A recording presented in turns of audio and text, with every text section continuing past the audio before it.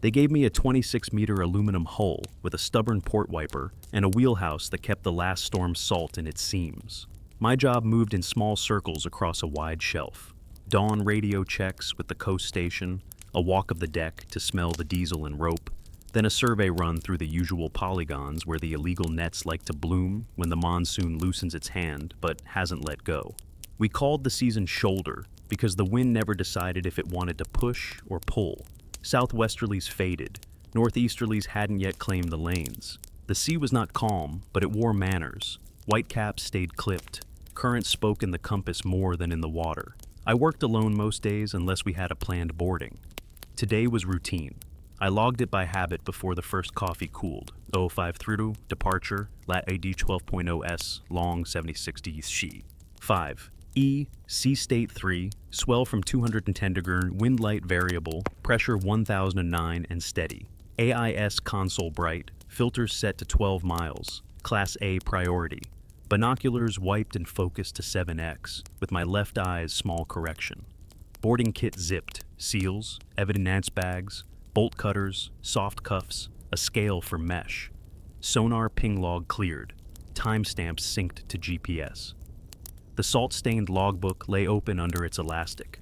Pencil sharpened with a knife because the sharpener rattled and I disliked its sound. On the shelf, the bathymetry is honest. Long slopes, shoals that step up like terraces built by a careful hand. The poachers exploit that predictability. They set drift nets along the contour and tow slow, lights dimmed, AIS turned off, or spitting lies.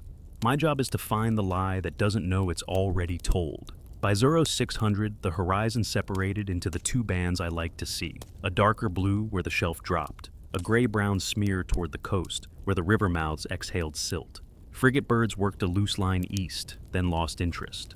My radar showed 3 legal trawlers, all on track, all squawking names I knew. Sagar Raja, Samudra Devi, Mother Mercy. They'd given me trouble the previous year.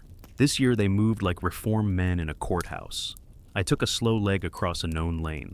The AIS console gave me the grid I trusted. Symbols for vessels, their vectors in green, my own in white. I trimmed the throttle to keep the bow from slapping the short chop. The wiper skipped once, caught, then fell into rhythm. You learn a boat's metronome, you learn when it changes. At 0617, the first small thing arrived. It wasn't dramatic. A new target blinked into the upper right of the AIS screen. Class B, no name, no MMSI, position valid, COG 273 DEG, SOG 2.8 knots. That alone wasn't unusual. A Class B can be shy. It happens. But the vector arrow didn't match the tide table in my head. On this hour, on this edge of shoulder season, the surface drift should lean northeast with the residual set from the last blow. A westward crawl at 2.8 against that? It could be a small skiff under power. It could be a net buoy with a cheap transponder taped inside a float. Poachers had been clever that way, giving a buoy a heartbeat so patrols chase a ghost while the mother boat slips off. I marked it and watched.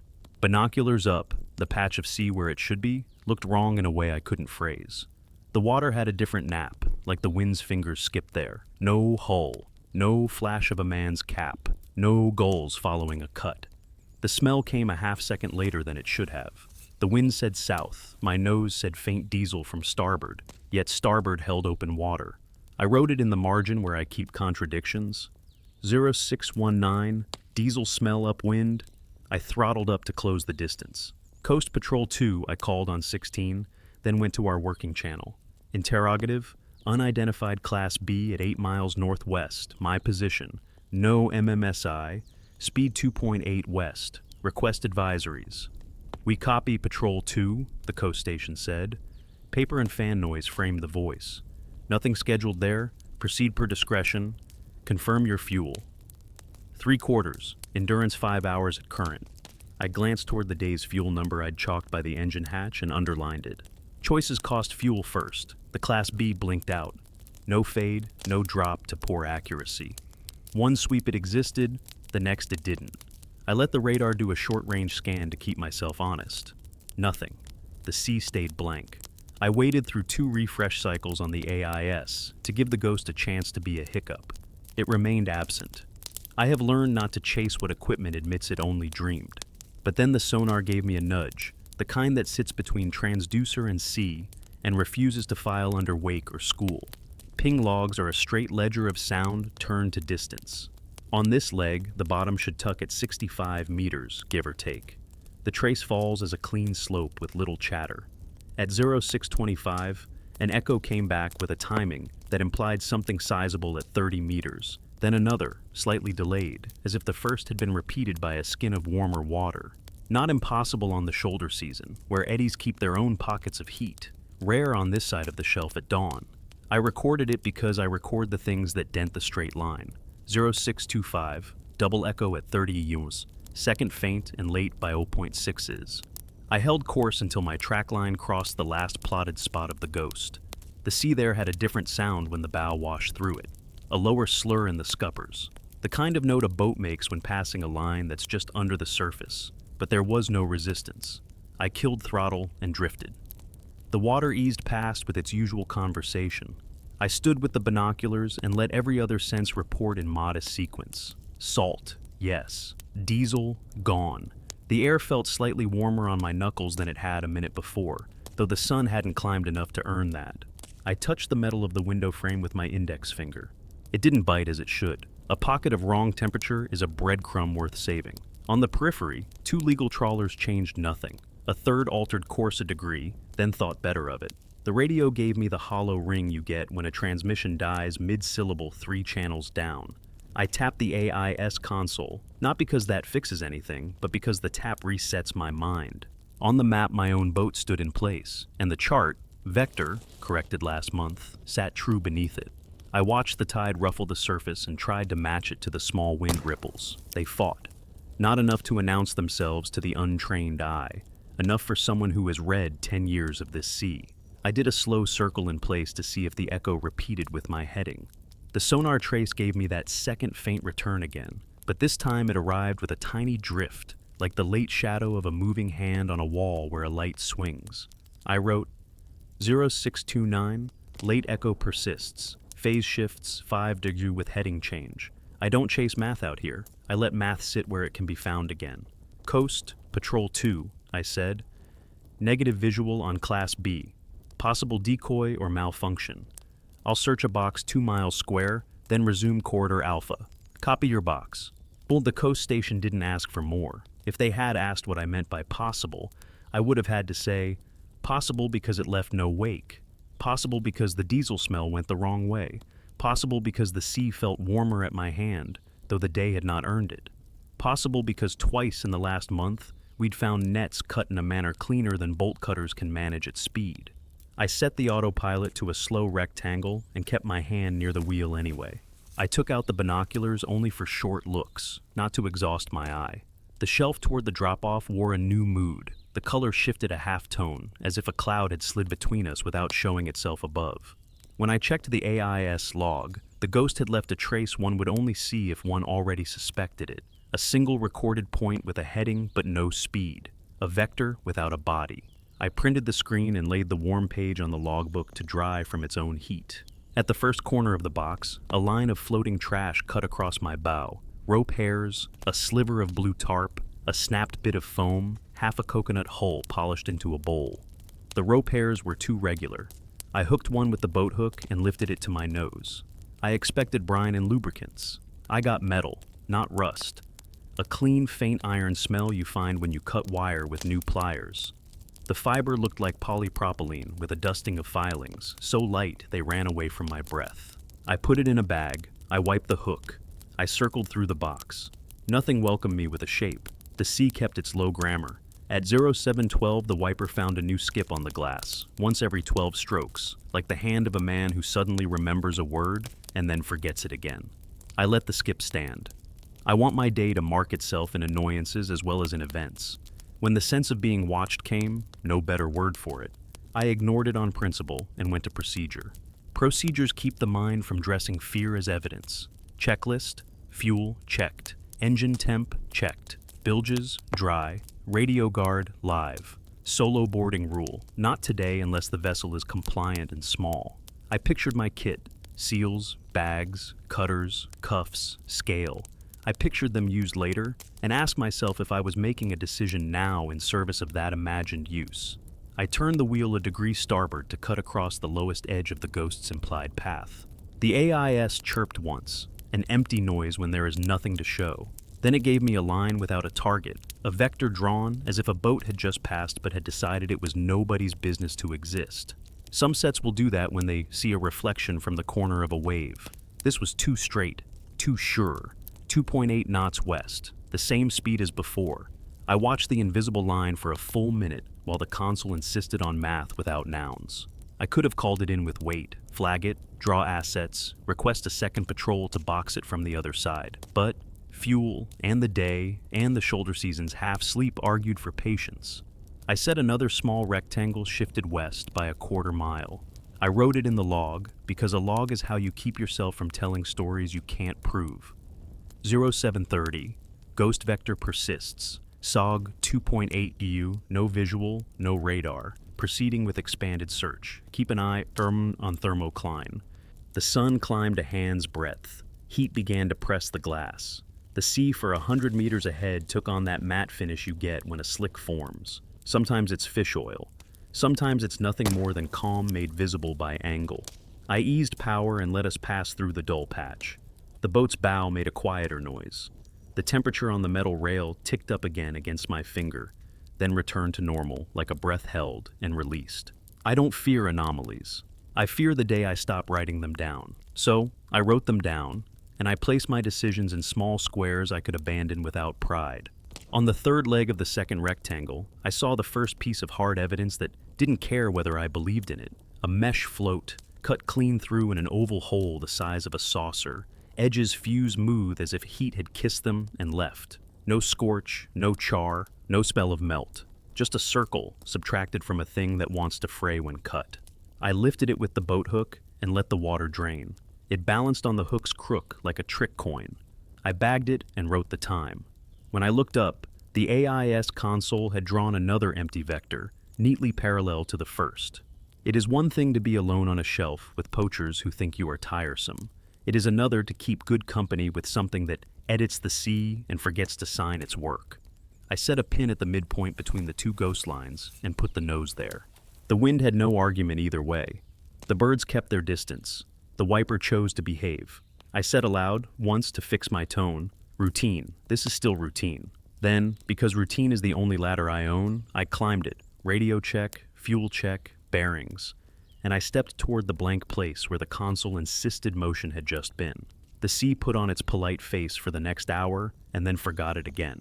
I kept the rectangles conservative, extending west in quarter-mile shifts, because anything wider becomes faith, and faith burns fuel. The AIS console misbehaved in a consistent way, which is a comfort of sorts. 1-minute lines with nobody at the end, all westbound at the same 2.8 knots. Appearing and evaporating like breath on cold glass. I printed each screen and slid the sheets under the logbook elastic. Paper holds you to yourself. At Euro 8:15, I got my first hull. Small, low, aluminum or steel, painted a tired blue. 3 men visible in flashes between the waves. The aft deck messy with tubs. No AIS from them, though the radar understood their honesty. They were inside the line, but not illegal by that alone.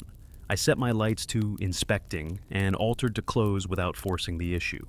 The binoculars gave me the sort of view you learn to take in parts. Bow, rub rail, scuffs, anchor shape, how the bowline has been whipped or not, the tone of the men's attention when they see your paint scheme. The bow carried stenciled characters in white, 315. Then the hull tipped and the 5 leaned into a 6. I reset focus and waited for the water to return me to a fair angle. The men pretended they hadn't seen me. The numbers righted themselves, 315. I wrote it down and watched again. On the next lift of the swell, the 3 became an 8, just for the duration of the crest, then returned to honest work as a 3. The white paint didn't run, it didn't smear, it changed. Lens error is a coward's excuse, so I blinked the left eye, used the right, then reversed. Same effect. I took the binoculars away and used my naked eyes for one steady count of 10. 315. Then a flicker into 316 as a line of smoother water, one of those slicks that had no smell, rolled between us and laid a flat on the surface like pressed silk. You can make all sorts of numbers drift with heat shimmer from a road. You can do it with water too if the layers are wrong. That was one explanation. The other was worse and less poetic. Adhesive numbers, thin, applied over other numbers, and some of them lifting. I swung a slow dogleg to starboard to take them broadside in better light. The men pretended to be very interested in the tubs. They gave me the backs of their necks. That is a tell.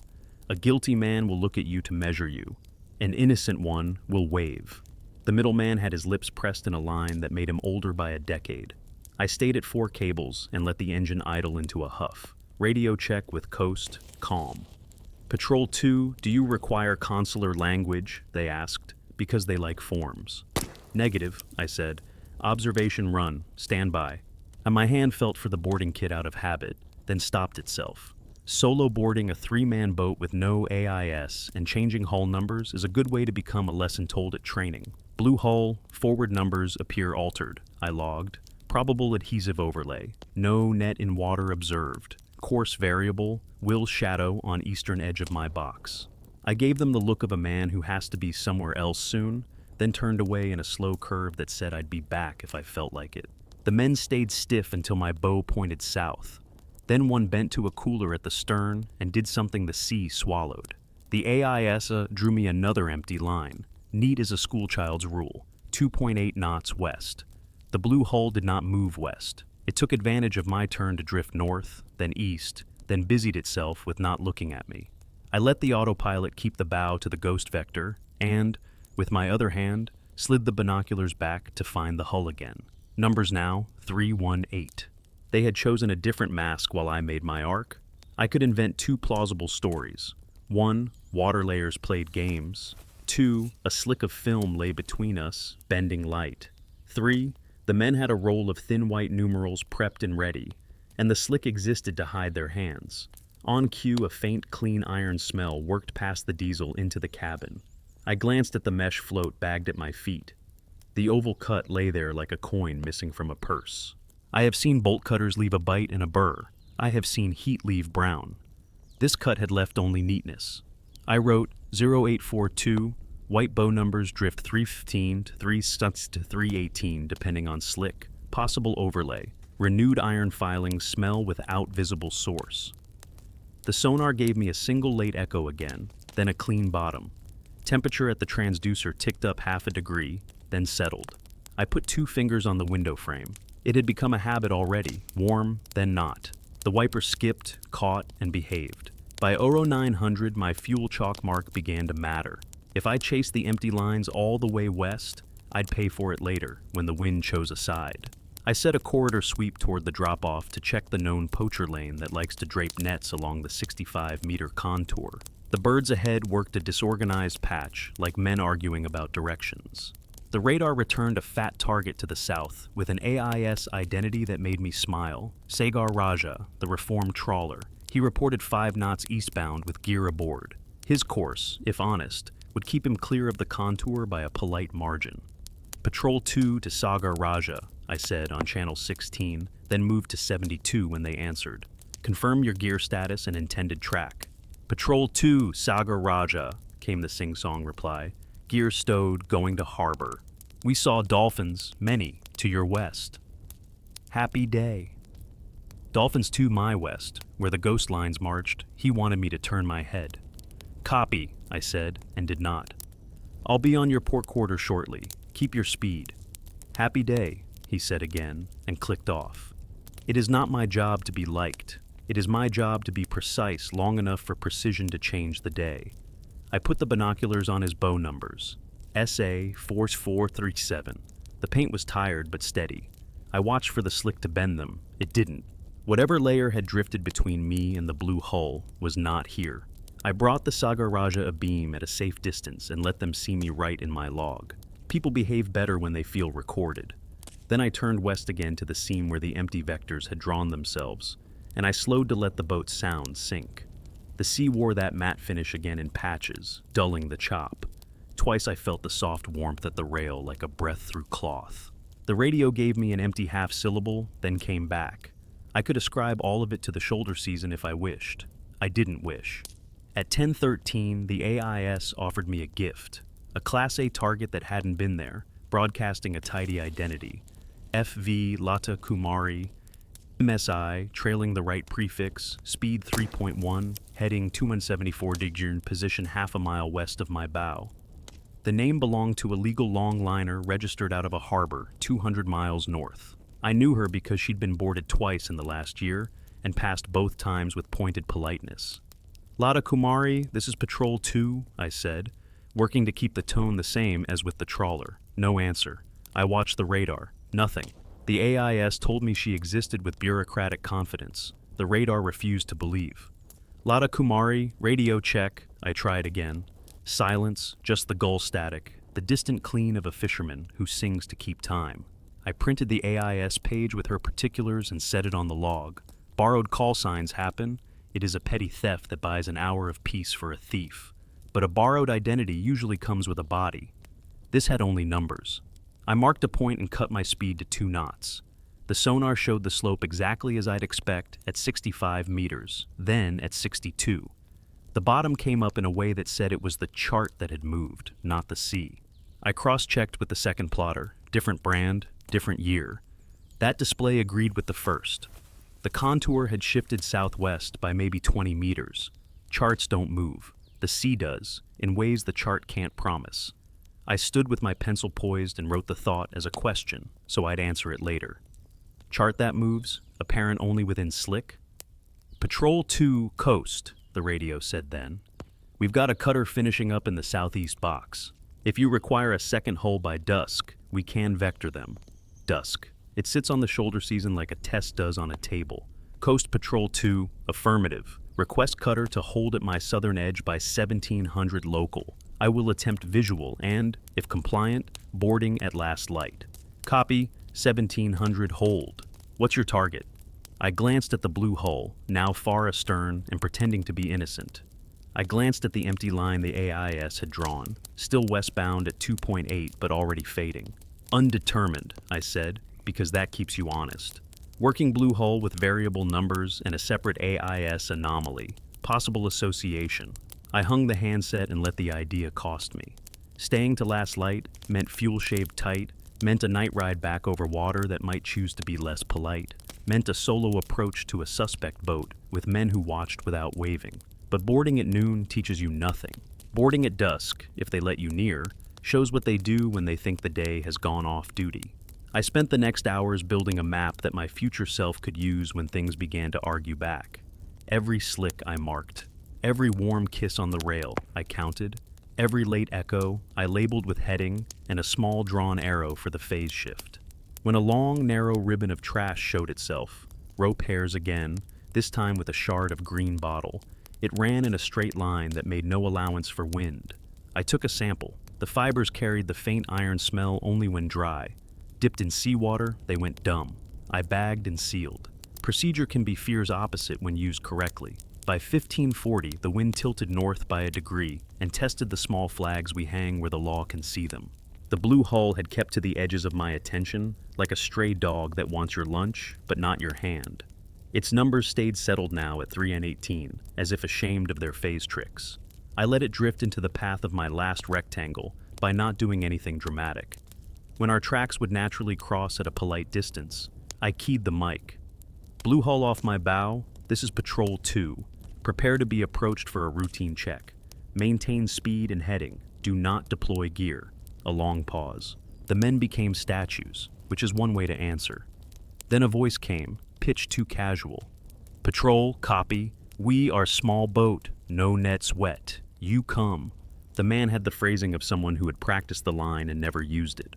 Understood, I said. I slipped the throttle to maintain a closing speed that kept me relevant but not personal. The sun slid into that angle where the sea shows you every film and fault it has decided to keep. Between us, a fresh slick wrote a new dull line. I checked the boarding kit with my hand, because checking with eyes alone is vanity. Seals, bags, bolt cutters, cuffs, scale. I touched the AIS console and watched it draw one more empty vector marching west at 2.8. The ghost and the blue hull lined up in a way that required me to choose which story I wanted to tell in my report. I am allowed only one boarding in a dusk like this. I put my bow on the blue hull's quarter. The The men arranged their faces into neutrality. The numbers read 318 and dared me to say otherwise. The wind gave me that clipped, undecided shoulder season breath. The rail under my fingers warmed once and let go. Coast Patrol 2, I said, commencing approach on small blue hull, 3 POB, forward numbers reading 318 at this time. I will attempt compliant boarding at dusk. Keep cutter at 10 minutes run south. Copy Patrol 2, we'll hold them ready. And the sun lowered into the water with the deliberate gait of a man who wants you to see his shoes. I set the fenders out, made the lines neat, and spoke aloud again to set my tone for myself. Routine. We do routine until it breaks. When the gap closed to 50 meters, the slick between us thickened, and for one pulse of the boat's rise, the digits on their bow slid into 315 again like a memory. I kept the wheel steady and reached for the boarding hook. I brought us together with the same care I'd use to thread a needle while the floor moved. 40 meters, 30, 25. Blue hull, hold your heading, I said, and their engine answered in a polite cough that didn't match the men's shoulders. My fenders kissed the swell. The slick between us behaved like a pane of tinted glass sliding along on invisible rails. Numbers on their bow held 318. Then, during one shared rise, Asaz leaked to 315 and sealed back to 318 as if embarrassed to be caught. Procedure is the ladder. I climbed it. Coast Patrol 2, beginning contact, solo approach, 3 POB observed, all hands visible. Copy. Cutter holds at 10 minutes south. Confirm body cam. Affirmative, I said, and pressed the camera until it gave me its single obedient blink. I clipped the boarding kit across my chest. Seals, evidence bags, cuffs, the compact scale, and ran my hand over the bolt cutters because touch anchors the mind. AIS console still drew the empty, westbound vectors at tidy intervals. I gave the sonar a quick glance. Clean slope, then a thin late whisper at 30 meters like a delayed thought. Hook across, I called, and the oldest of the 3 men nodded as if we were performing a drill he had seen on television. I cast the soft line, felt their deck through the rope, and pulled the boats into agreement. The slick pressed up between the hulls and briefly turned both of our paint dull. Heat lifted off it in a breath you could only feel with the fingertips. My rail warmed, let go. Engine to neutral, I said. Hands where I can see them, no gear over the side. I stepped across in that committed way that makes the second step mandatory. The deck under my boot flexed right for aluminum. The air smelled of fish fat and something cleaner than diesel. Metal dust. Faint. The way new pliers smell after the first cut. Captain? I asked. The oldest man touched his chest. He wore responsibility like a sweater too thin for the season. His eyes did the arithmetic of my height, my gear, the distance to the nearest harbor, the hour until dark. Routine check, I said, and gave them my name, my hull number, the regulation words that make a visit legal. We'll look at registration, safety gear, holds, and any fishing equipment. If there's nothing to note, I'll be off your deck in 10 minutes. 10 minutes, he repeated, which is how men hold you to your promises in case they need them later. He handed me a laminated card in a plastic sleeve that had been rubbed smooth at the edges by honest hands or intentional anxiety. The number said 318. The vessel name had been scraped off and rewritten in the same tired blue as the hull. The lamination had a seam that didn't want to line up with the paper underneath. I held it toward the falling sun. The paper showed faint ghosts, a 7 under the 8, a 5 under the 3. I wrote it down because writing keeps a day from becoming myth. Life jackets, I said. They lifted a locker lid. 4 orange vests, 1 new, 3 old enough to have opinions. Whistles attached, light tags dead. I noted it. Fire extinguisher. A canister lived under the helm, gauge in green, date within the year. Flares. A tube of them, 2 months expired. I let the expiration ride. I wasn't here to write tickets for lateness. Hold, I asked. Dear. And they nodded me aft to the tubs, coils of long line, buoy sticks bundled with tired bungee, a bucket of bait that smelled wrong for dusk. Too clean, as if just opened, not as if it had been warming the deck all afternoon. I touched the line, polypropylene, standard, with crimps that looked pressed by a proper tool, not hammered. The floats were the kind that take paint well. 3 of them had circles cut from their faces, smooth-edged, ovals the size of saucers. I lifted one and ran a finger around the hole. No burr, no brown, a subtraction without a story. I bagged a shaving where the cut met the uncut and labeled it. The middleman watched my hands, not my face. That is another tell. What did you cut these with? I asked him, keeping my tone in the gentle register that makes answers more likely. He blinked, glanced at the captain, then at the horizon. Old, he said. We find like this. Where? He pointed west with a chin tilt, then pulled the motion back as if he'd extended something intimate. Drift, he said. All sea is drift. Registration number on bow, I said, letting the topic change. Is that paint or film? Paint, the captain said. May I touch? He hesitated, then performed a shrug that he could later claim as consent. I walked forward. Dusk widened its stance. The light from the sun slid low enough to show errors. Up close, the white numerals wore the right chalkiness of paint, but the edges carried a thin rim like the memory of another shape. I pressed a fingernail to a corner. It held. I felt for a seam. Nothing. A fly landed on the 8 and walked a circle as if patrolling a border. My hand came away with a dusting too fine for salt. I rubbed it between thumb and forefinger. Iron smell, clean. It vanished when I breathed on it, as if the moisture made it behave. I had the urge to put a magnet to the paint. Instead, I pulled a piece of tape from the kit, pressed, lifted. The adhesive showed a glitter one doesn't get from chalk. I set it in an evidence bag. Thanks, I said to the 8, because talking to objects keeps them honest. Back in the cockpit, I leaned toward their helm console. Cheap GPS, depth sounder free of any log function, and an AIS transceiver bracket with the unit absent. Screws neatly returned to the holes. The coax for the antenna had been taped back along the wiring harness with black cloth tape that felt new. Where's your AIS? I asked. Broken, the captain said. We send to shore for fix. When? He looked at his men in that way a man does when he knows the answer is whatever I want to hear. 2 days, he tried. Then 3 maybe. Do you have a handheld? I asked. He shook his head, and his eyes stumbled once toward the forward locker, in a glance so quick a lazy officer would miss it. I am not lazy. Forward locker? I said. Rope, he said.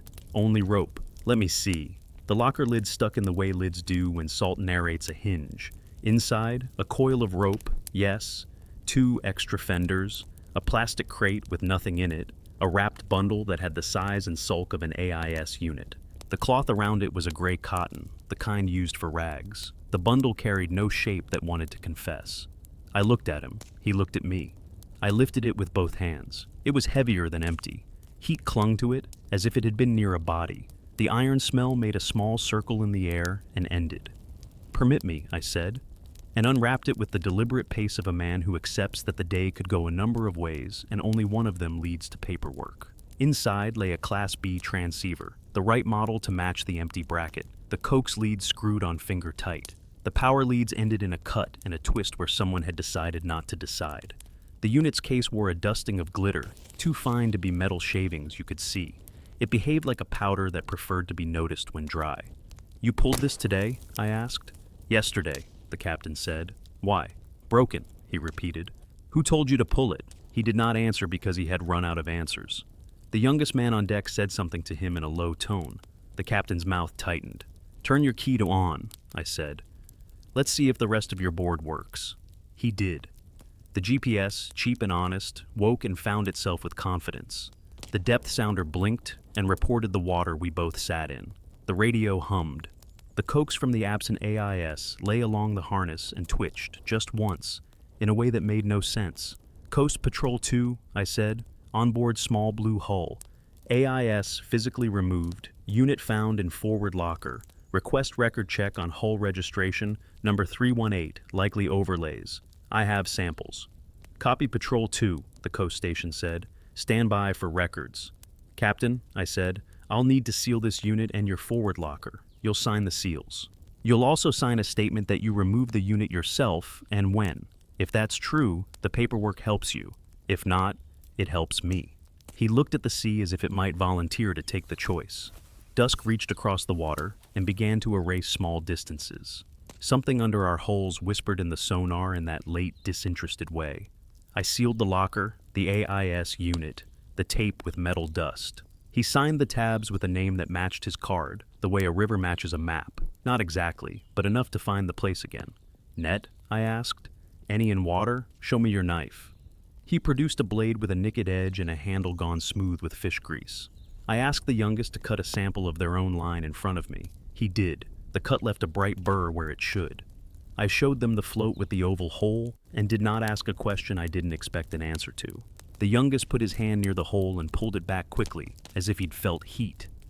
Hot? I asked. He shook his head too fast. I touched the rim. It was the same temperature as the air, and still my fingers felt the thought of warmth, even when the skin didn't report it. The radio crackled with paper again. Patrol 2, Coast. Records show 315 allocated to a similar hull out of Ka Harbor, currently under repair ashore. 318 belongs to a fiberglass skiff, registered 3 districts north. Last inspection, 9 months ago. Neither shows transfer. Advise. Copy, I said. I have 3 and 18 visible. I have observed transient drift to 315 at distance. I heard myself and knew how it sounded. Overlay likely, I added to save the report from poetry. Proceed per discretion, Coast said. Cutters warming. I stood with my hand near their helm and watched the compass. It ticked a degree east for no wind reason, then returned. Tick, return. The youngest man pretended fascination with a knot in the deck. I opened their small logbook. 3 entries, all this week, times 2 neat by halves and hours. Fishermen do not write at clean marks. The pencil strokes told a careful hand, trying to be casual. In the margins, I found a smudge of the same fine glitter that had ridden my tape. I tipped the book and let the last light show the smudge's map. The particles arranged themselves along a line with a curve that matched the way an AIS unit's vent slots would shed dust if a man wrapped it and set it down too fast. I could have ended it here, seize the unit, escort them, let the cutter write the long version. But the empty vectors to the west, marching on at 2.8, had made a small hook in my thinking. If these men were only dirty in the common way, I wanted them off my deck before dark. If they were tied to the other anomaly, I wanted to see what changed when the light did. Captain, I said, you'll keep near my starboard as we idle north for a demonstration. No gear over. If you deviate, I'll shout the cutter, and they are not in a mood to be argued with. Demonstration, he said. I'm going to show you something I don't know yet, I said, and I would like you to pretend you didn't see it. He looked at me as men look when they want to be on land. We follow, he said, because the sea lets you agree to things you don't understand. I stepped back across to my deck. The slick slipped with us and briefly laid its dull hand on my paint. I set the throttle at a patient idle and nudged our bows toward the path the AIS had been drawing for an hour. The sun kissed the horizon and began the steady swallow. The wiper gave one ceremonial skip and fell in line, as if it wanted to witness with a clear pain. Coast, Patrol 2, I said softly. I am proceeding with a short run west with the suspect hull abeam. Keep the cutter warm, but hold them. If I go quiet, it's because I am very busy, not because I am gone. Copy, they said, a fraction too quickly. At 40 meters off my starboard beam, the blue hull kept pace, their faces turned dutifully to their own water. Ahead, the sea put on that matte finish again, a ribbon of dull cut across the chop. The AIS drew its invisible line, 2.8 knots, west. The sonar gave me the late echo at 30 meters, then a second late echo, fainter still, as if a second skin had come to watch the first. I laid my palm on the rail. Warmth rode there like breath behind a door. The compass ticked and returned. I made a small mark in the salt-stained logbook without looking down, so my eyes could stay on the water, where nothing was and where everything had been. Demonstration, I said aloud to nobody, because naming a thing sometimes keeps it inside the lines. Here it comes. The ribbon of dull water lay ahead like someone had ironed the sea in a hurry and put the board away. I noted the sun's angle, 5 fingers above the horizon and dropping, and set our speed so the slick would meet us without insult. The blue hull held station to starboard, their engine making that careful, not guilty hum. The AIS console obediently drew its minute-long westbound vector with no body at the end. The sonar answered with its late echo at 30 meters, a half-breath behind the first, then, new, another, thinner copy. Breathed like a whisper repeating itself. Hallway. Log, I said aloud, and wrote without taking my eyes off the water. 1706, entering surface slick, AIS Ghost 2.8W, sonar late echo X2, temp pocket on rail probable, blue hull abeam starboard, distance 40 meters. Demonstration run. Procedure next, because procedure keeps a man from naming things too soon. I pulled the small test kit from the boarding bag. 2 sacrificial floats I keep for field notes, each with a short leader and a length of standard 4-inch mesh, marked with my inspector tape.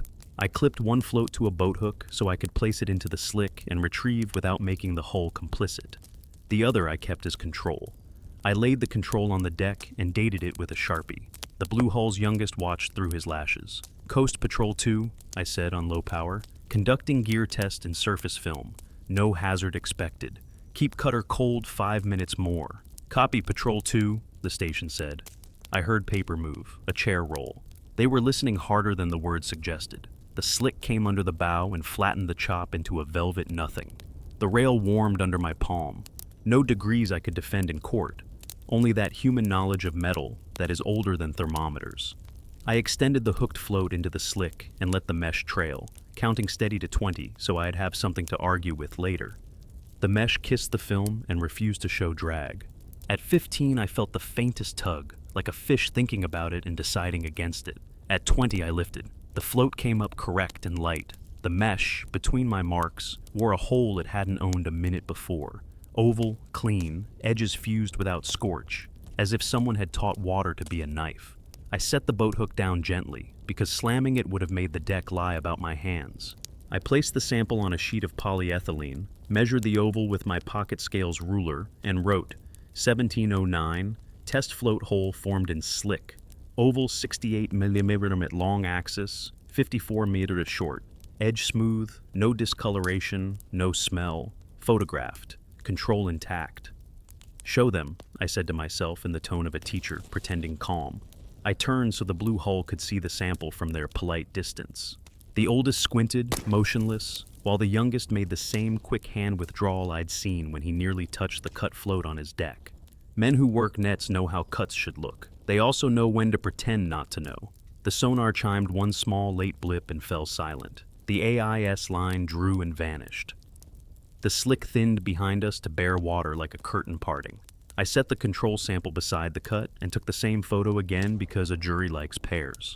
The cut's rim felt the same temperature as the deck, but the pad of my thumb reported the notion of warmth, the way a dry stone feels warmer than a wet one, even when the thermometer says it isn't. I repeated the test with the second float, this time letting the mesh trail 5 meters farther aft, past the shadow of the hull, where turbulence might argue with me. Same count, same faint, unaccountable tug. When I lifted, a second oval had subtracted itself, nearly the twin of the first. I bagged both, labeled them with coordinates, 08DG11.6S, 76DG39.0E, and set them beside the salt-stained logbook, where the paper could remind me of the sea's tone. I wrote my own doubt into the margin so it wouldn't creep into the facts later. Note, could heat-salt boundary produce brittle failure? But why no fray? No weakening at edges? Polished? The radio gave me a fragment of someone 3 channels away, a syllable like grr and silence. The wiper made one ceremonial skip and behaved. Habit had my hand on the rail again. The warmth eased away like a breath, becoming a thought and then not. Captain, I called to the Blue Hull, keeping the windward side of my mouth to the mic. You see this? He had the face of a man who had already chosen his answer. Sea does tricks, he said, too loud for his deck and too soft for mine. Sea does tricks, I repeated into the log as a quote, because men's words are evidence when they don't know where to put them. I slid the camera's image counter into the log as well. Frame 412, 418, cuts, 419, control. The moral pressure arrived in its usual clothes. The cutter at 10 minutes run, the fuel chalk mark that had become a warning, the knowledge that if I escalated I would be boarding again in darkness with men who had decided which story they preferred. The safer decision would be to shepherd them east, hand the evidence to the cutter, and let the night belong to the ghosts. The honest decision for the case was to stay on the line and see what the slick did to a real net if it could get its teeth near one. Coast Patrol 2, I said, test samples confirm clean cuts in mesh. I am going to conduct a limited sweep along the 65-meter contour looking for drifts. If I find illegal net in water, I will document cut pattern before recovery. Keep the cutter where she is. Fuel sufficient for daylight return if I leave by 1800. After that, I'll stretch noise. Copy, Coast said. A new sobriety in the syllables. Will hold the cutter and wake legal. Log your intent to avoid entanglement. Acknowledged, I said, and wrote 1715. Intent. Avoid entanglement. Recover only free drifts. No prop risk. I brought our bow to the contour and let the autopilot take a line that I could break without apology. The blue hull shadowed without asking, then fell back as if they'd remembered they were brave only in the way men are brave together. I kept them in the corner of my eye as a problem for later. 20 minutes into the sweep, the sea offered me what I'd asked for, a curtain of net just below the surface, a long familiar green that always looks friendly until you're inside it. This one drifted ragged, its head rope lifted by floats every 5 meters, tails of monofilament whispering in the chop. No flags, no scent of bait. The floats wore the same kind of faint glitter I had learned not to like, as if the air itself had a powder it kept for certain tasks. I throttled to a crawl and let the boat pass along the curtain without touching. Log, 1738, unmarked drift net at 08 DG 11.9 S, 76 DG 39.7. E head rope intact between floats 4 to 6, between 6-8, large oval subtractions in floats. Mesh below shows clean ellipses at regular interval, 70 pound millimeter major axis. I took the photographs, counting between frames so I would later be able to map shape to step. The ovals had a rhythm to their spacing, not the randomness of torn gear, more like the metronome of a machine that doesn't have to breathe. The net brushed a patch of slick that the sun had turned to pewter. I watched a square of mesh tense and then relax as if a hand had tested it. When it came free, a new oval had replaced 4 diamonds. The cut edges lay down as if pressed. I reached out with the boat hook and lifted that square delicately, keeping the water away from the cut, on impulse more than instruction. Dry, it gave me the clean iron smell. Wet, nothing. Coast Patrol 2, I said, letting the boredom into my voice so the words wouldn't run. Documenting multiple clean subtractions in illegal drift. Request the cutter take a free end if available. Net length unknown. Roger, came back. Cutter reads you and will come up from south with caution. 10 minutes. Fuel, I thought. And night. I could salvage 15 minutes more into the contour before prudence would be my only talent. The blue hull hovered at a distance where a man can pretend he's a witness and not a party. Their numbers read 318. The light caught the paint and briefly made the 8 want to be a 5. I told my eyes to sit down. I worked along the drift with a pattern I could live with later. Measure, photograph, bag shaving, measure, photograph, bag. At each clean oval, I ran a finger along the rim and logged the same not warm warmth.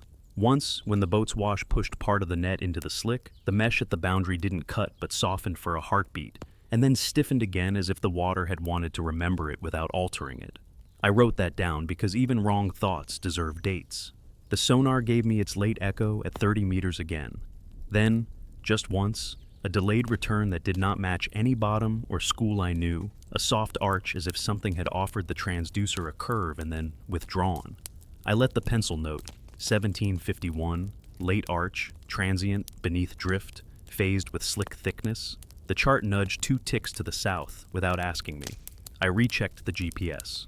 Solid. The chart wanted a conversation I didn't have time for. When the cutter's silhouette lifted on the southern band, low, purposeful, I keyed the mic. Cutter, Patrol 2, you'll find a free tail at my west mark. I have evidence bags ready. Net shows non-mechanical cuts consistent with the demonstration. No visible heat effects.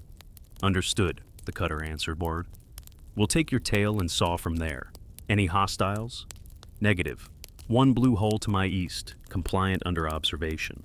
Numbers read 318 at this time. Removed AIS unit sealed.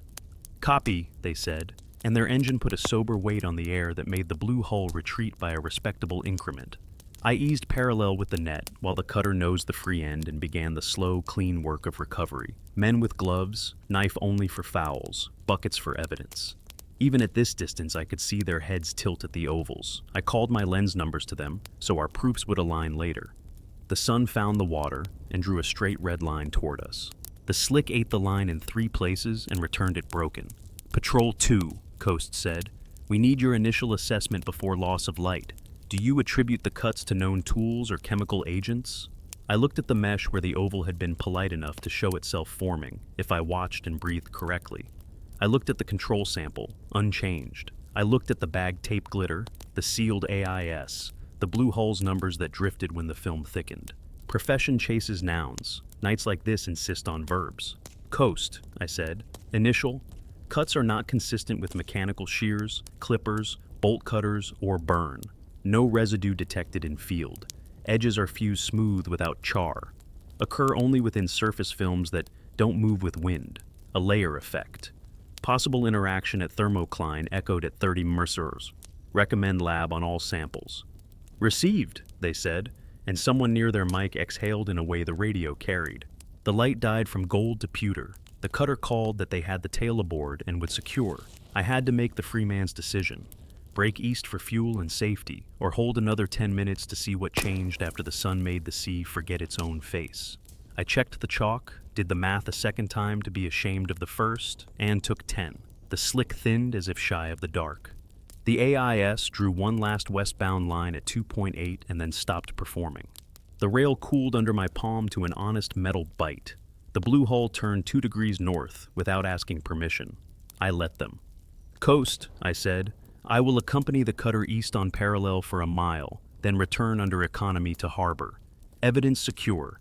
I'll keep the blue hull on my net if they try a slip. Copy, Coast said. We'll want your pages in the morning. You'll have them, I said, and ran my pencil under the last line of the day's log so the night could belong to something else. I glanced once more at the cut ovals lined like coins in their bags and felt the professional comfort of a thing I could hand to another pair of hands and say, this is what I saw. This is what it did. The why will have to meet us halfway. The compass ticked and didn't return. I wrote that down too.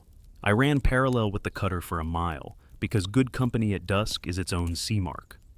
Their men worked in clean gestures at the rail.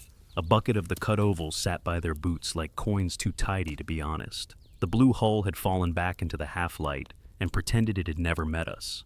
I said my polite goodbyes to the cutter, checked fuel against tide, and turned for home at economy. The wiper honored the moment with one skip and then settled into its metronome. On a night crossing, I keep 2 maps in my head, the one made of light and the one made of numbers. Tonight they could not agree. The GPS gave me the coordinates I expected. My Koji steady, SOG a modest 9. The plotter laid our white track against the 65-meter contour we'd shadowed for a week. The contour had taken that small sidestep south earlier. Now it had a mind to breathe. I spread the paper, a small-scale coastal, folded soft from salt, over the console, and pinned one corner with the AIS printouts I'd been sliding under the logbook band. Pencil out, parallel rules ready. 1909, eastbound return, I wrote. Compare ECDIS to paper. Suspect lateral shift within prior slicks. I took a 3-point fix off the sector light to the northeast and the radio mast that sits like a thin tooth above the village. With the swell, bearings needed patience. I waited for the crest steadiness. 063 to the light, 44 to the mast, 2 and 12 to a headland that always looks closer than it is. On paper, the triangle closed with minor apologies. On the plotter, my own icon lay a good 30 meters south of where the pencil said I floated. 30 meters is forgivable, a man will tell himself after a long day. Charts are promises, not vows. But I had a third witness, the sonar, bottom up at 62, then 60. That would put me slightly north if the shelf is honest. The shelf stayed honest. The plotter was the one improvising.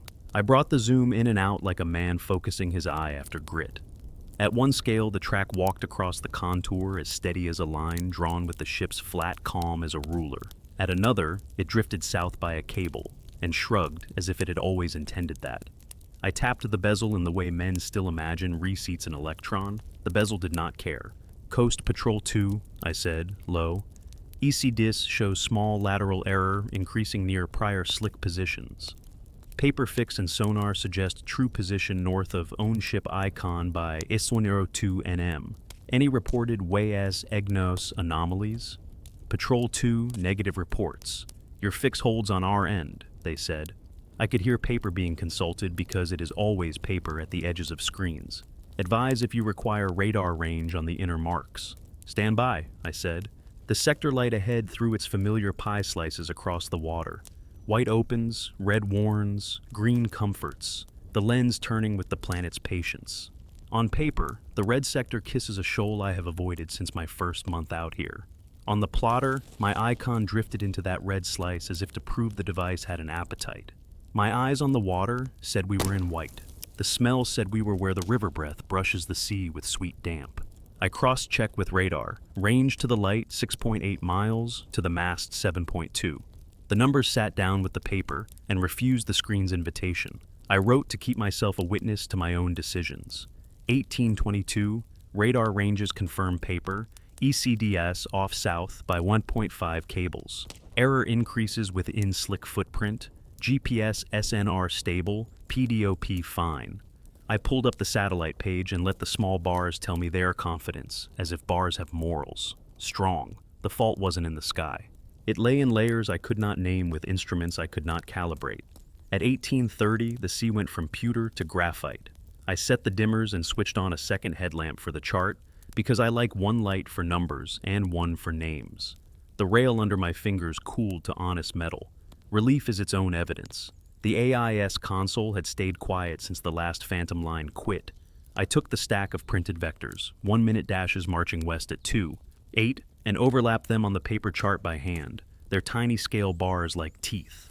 Lined so that their coordinates sat where the device had said, they drew a path that made no sense, a straight line that, when translated to paper, cut a sandbar that exists in all tides and left a beacon standing ankle-deep on land.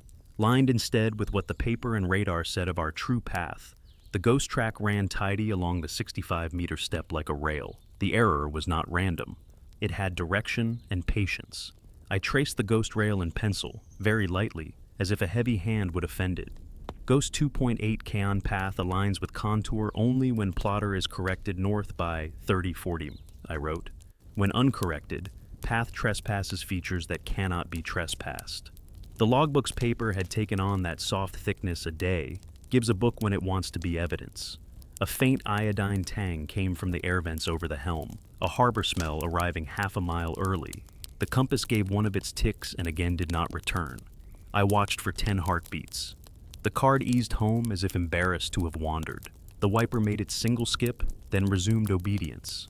I am not a man who looks for omens. I am a man who writes down noises.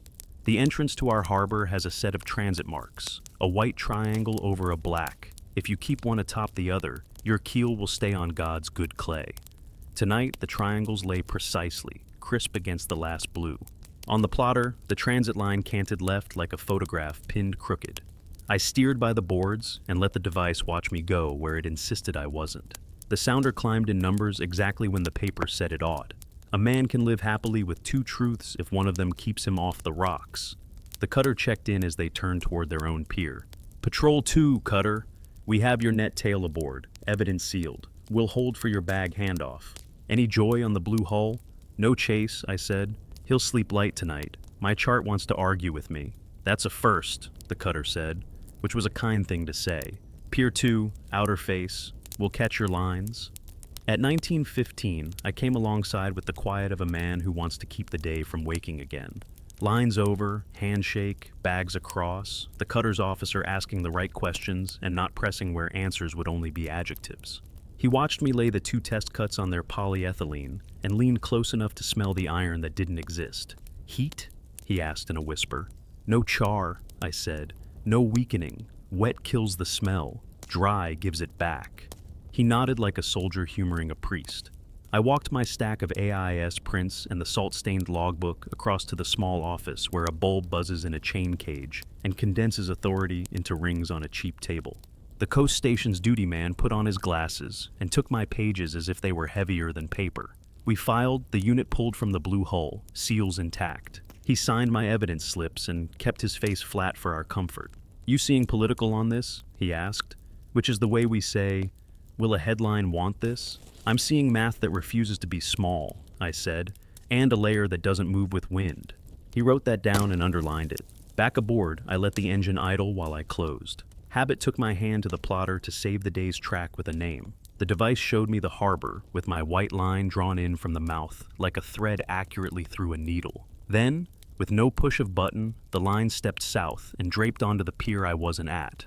A second later, it corrected. It drew and undrew the same fact as if ashamed. I hard-saved and pulled the micro SD so the day wouldn't evaporate into software. The other plotter, older, thicker in its opinions, had recorded a steady, narrow ingress exactly along the paper transit. Side by side, the two screens told a quarrel. I photographed both. The camera put its small beep into a space that wanted quiet. Night on the shelf is a teacher.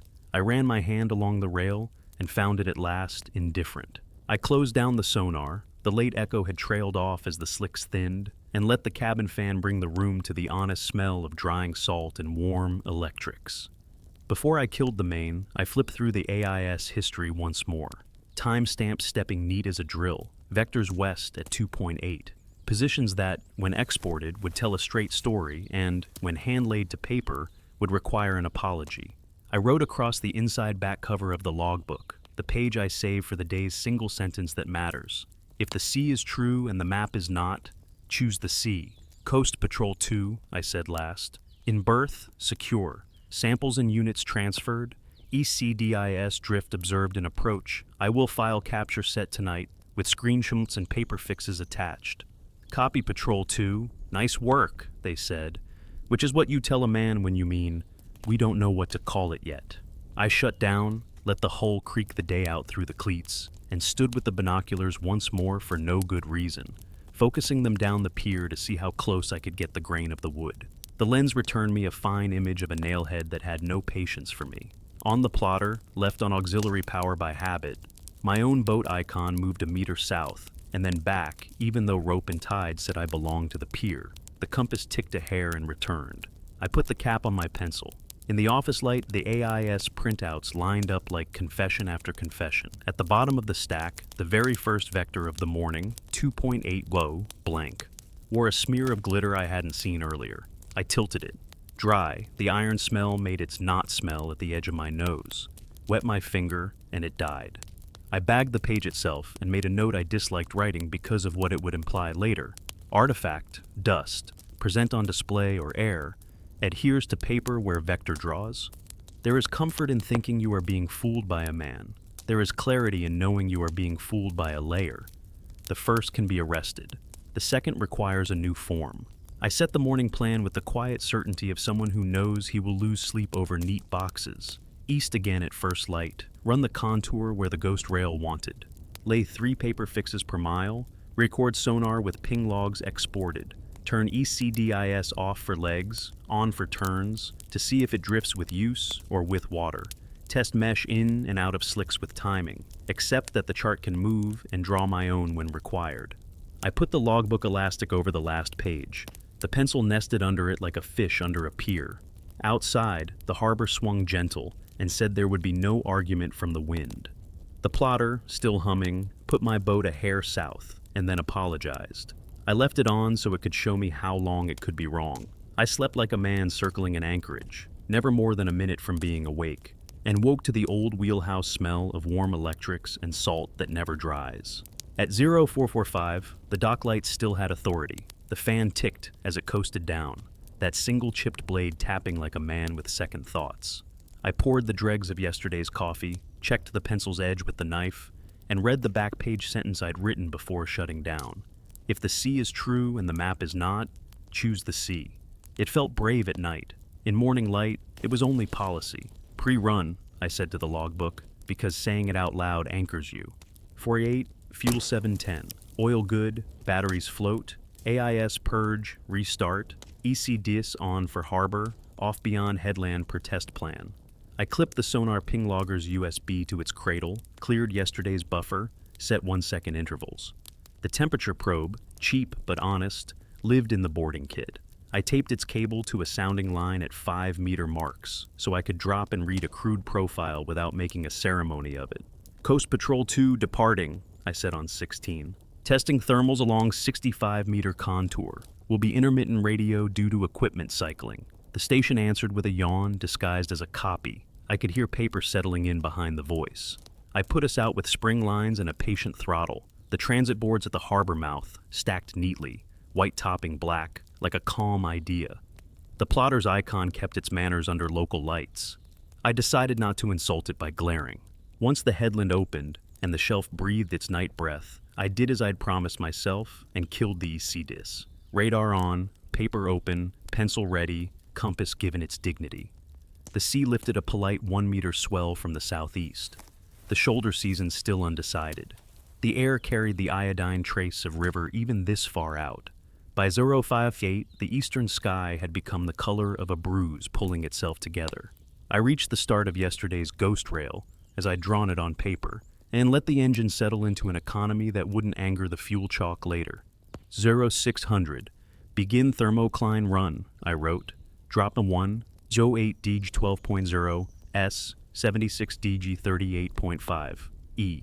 There is a dignity to a line hissing over a brass roller. 5 meters, 28.1 dirks, 10, 27.7, 15, 27.3. The surface layer was thick, warmer than I liked for a morning like this, but honest. 20 meters, 26.8, 25, 25.9, 30, 22.3. Thermocline at 28.32, I said aloud, and the rail under my hand agreed by not changing temperature at all. The probe took another reading at 35, 21.9, 40, 21.6. I wrote the numbers in a column that made a line you could hum. I brought the line up and wiped the cable with a rag in the old way, because water has stories you don't want to drag into the wheelhouse. The rag glittered faintly in the morning gray. Dry, that not smell of clean iron. Wet, nothing. I folded the cloth, sealed it, wrote 0607, rag from temp line, glitter present, sample bagged.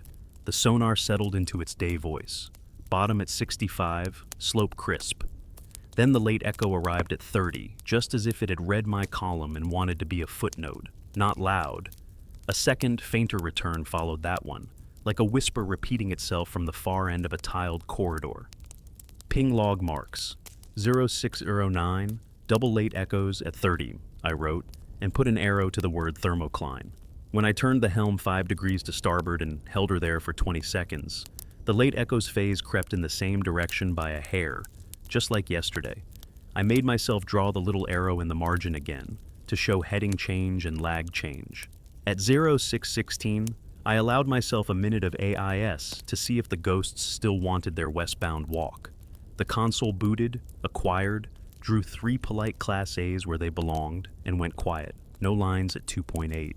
No borrowed call sign swagger. 0616, AIS normal. Ghost not present at this hour, I wrote. When the console is quiet, you realize how much you'd prepared to be irritated by it. I cut AIS again and drove by paper. Dropped a 2 at the top of the next mile. Thermocline a hair shallower. 29 ms for the big fall. The air smelled suddenly colder than the number on the rail would justify. A smear of surface film ahead turned pewter where the sun had just learned to exist. I held off from the slick and did a mesh test off the clean side anyway, to keep myself honest. No cut. I wrote 0629, control mesh in clear water, intact. Then I reset my jaw and eased the bow into the film. The rail warmed, the way a metal handrail does when a building remembers it has people. The sonar answered with that late echo again, louder by 1 bar. The temperature at the transducer jumped a ½ degree for a heartbeat, then gave it back. I trailed the marked test mesh on the boat hook 10 feet into the slick. A soft tug, like a small mine changing itself. Up came the mesh with a new oval, clean, 66 by 53 millimeters, edges fused and polite. The morning wind had no appetite and refused to claim responsibility.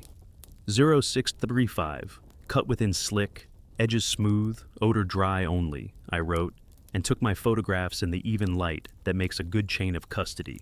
Coast Patrol 2, I radioed, thermocline at 30 meters. Slick associated mesh cuts repeat. Late echoes persistent at thermocline depth with phase shift under heading change.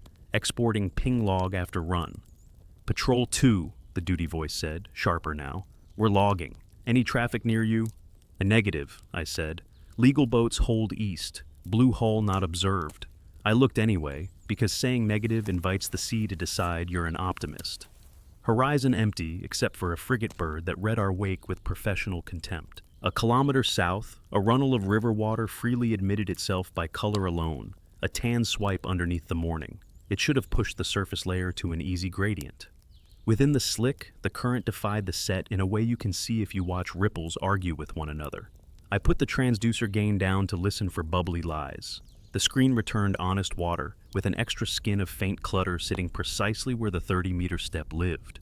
When I throttled to idle and leaned, ear to the hull panel by the transducer, I heard, through aluminum, through grease, the idea of a sound. Not a tone. Tones are sins you can sing to. More like a hush with rhythm. The pattern you get when someone on the far end of a long hallway alternately speaks and forgets to. I have a cheap hydrophone, the kind sold to yachts to let passengers hear whales, so the brochure can keep its promises. I dipped it, depth 2 meters, gain modest, headset on. The sea reported itself like air in a shell until the slick slid beneath us. Then a breathy rush sat on the line at a slow, deliberate cycle. 6 seconds present, 12 absent, 6 present, again. As if the surface, being an interface, remembered to choose sides every so often. I wrote exactly that, because I do not get paid to name new things. 0651, hydrophone 2 mim depth, broad spectrum hush cycles, 6 is on, 12 is off within slick, absent in clear water, no directionality. My fuel chalk watched me with narrowed eyes.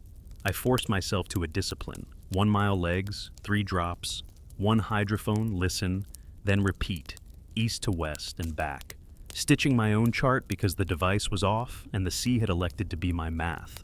Twice the EC disc came on without my touch for the 3 seconds it takes a mind to swear, then darkened like a child who thought better of a prank. I wrote those too. 7040712, EC disc, flicker power on event, no input. At drop the 3, the thermocline climbed to 27 meters. The late echo on sonar grew confident. The second, fainter whisper followed with the eagerness of a younger sibling. Could be salinity stratification riding on T-gradient, I said to the pencil, because protocols like to be offered adult words. Patrol 2, this is coast, the radio said, and I braced for a request that would cost me the morning. HQ wants you to keep within 20 minutes of cutter. If you're pushing west, ask them to shadow from the south. Keep your test tempo, but don't end up writing a letter to your mother. I'll keep 20 minutes, I said, and did the math against my chalk. I would get 2 more good legs before prudence became law. The slicks decided to announce themselves with a more theatrical surface. Fine striations like brush marks running slightly counter to the wind. I put the bow along one so the film ran under us for most of a minute. The rail warmed for the first third, cooled for the second, warmed again, cadence matching the hydrophone's 6 on, 12 off feeling. Layer pulsing, I wrote, fighting my own adjectives, or ownership-induced periodicity, repeat test with constant speed. I locked the throttle at 5 knots, repeated, same cadence. The sea was doing its own thinking. At Euro 740, the AIS came back on at my timid button press and gave one small miracle that did not help. An honest Class A target with a name I knew, Mother Mercy, eastbound, gear aboard, behaving. I used her to make sure I hadn't forgotten how to believe. Radar, an AIS, and binoculars all laid in on the same fact. I turned it off again to keep the test clean and, privately, to keep that fact kind. Drop N4, 08 DG11.2 S 176 DG41.1 E, I wrote as we crossed a fresh run of film. Thermocline, sharp at 31, ping log, late echo, stable, phase shift, just 3 degrees on heading north. Hydrophone, the hush cycle now 5s on, 10s off, faster as the sun got teeth. I trailed a fresh mesh test. Soft tug at count 15. Up came another oval, smooth and maddeningly reasonable. The control mesh I had dry on deck picked up glitter that the wet one would not. The moral pressure came in Paperwork's clothing. Patrol 2, coast. HQ requesting preliminary memo for noon brief. Keep your times tight. Papers in rooms always want something from water in minutes. I set the pencil harder so it would leave something I could believe in. 0752, all cycles logged, export ping, evidence chain intact. I keyed the mic. Coast, copies all. I'll have a memo by 1100 if I'm in by Aero 930. I want 1 more west leg and 1 east return. You've got one, Coast said. The duty man's voice had shed sleep. On the last westbound, the wind returned to try out a northeasterly and then apologized. The surface films pressed together into a wider pane like 2 smaller tricks deciding to be one bigger one. I put the bow into it because that is what my role requires. The rail warmed and stayed warm past the first third of a minute, past the second. The hydrophone hush went to a long, patient exhale that did not lift. The sonar late echo brightened as if proud. The chart, still off, lived in its paper version on the table, where the pencil line went true along the 65-meter phrase I trusted. In that long exhale, the AIS, not on, clicked its plastic housing once, the way plastics do when they remember heat. I placed my palm on it and felt no change. When the film thinned, the hush returned to its 6 and 12. Last test, I told the sea, and tossed my sacrificial float into the pane from the stern to see how the layer treats a thing not tied to me. The float swam in the film with an eagerness I've seen in other fluids and disliked. A soft oval announced itself by making the float sit closer to the water. When I fished it out, the cut had formed along the same neat axes, polished like it had been taught by a patient teacher. I turned east for home at 8:15, with the cutter now a steady angle on the radar, 20 minutes south, behaving like the paragraph you want on the page when something else refuses grammar. The thermocline had started to breathe with the sun. The late echo softened. The hydrophone hush broke into shorter breaths. The rail cooled as if it had been embarrassed to be caught. I allowed myself the EC discs for the ingress and watched, with that new lack of surprise familiarity breeds, as our icon drifted south, inside the slick bands, and returned to honesty outside them. I saved, exported, photographed screens like a clerk who loves a messy case. At the mouth, the transit boards worked as designed. On paper, we were true. On screen, for 3 beats of the fan's chip, we came in a cable south and then apologized to the pier. I nosed in, made my lines, and shut the engine like a door on a windy day. In the office, the duty man looked up. "You look like a believer," he said. "I'm a clerk," I said, "and I have numbers." I handed him the ping log USB, the temperature column sheets, the sealed rag, the cut mesh labeled with coordinates that could be walked to. On the top of the memo, I had already begun. Subject: observed layer-associated mesh severance and navigation drift, Indian Ocean shelf, monsoon shoulder season. Summary: thermocline at 30 nanometers acts as acoustic reflector, late echo, while surface films produce non-mechanical mesh subtractions and apparent lateral drift of electronic position within bands. Evidence enclosed. I kept back one page, the hand-drawn chart with the ghost rail in pencil, laid where a sensible contour should be.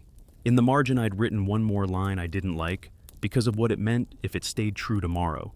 The layer has a clock. The compass on the bulkhead ticked.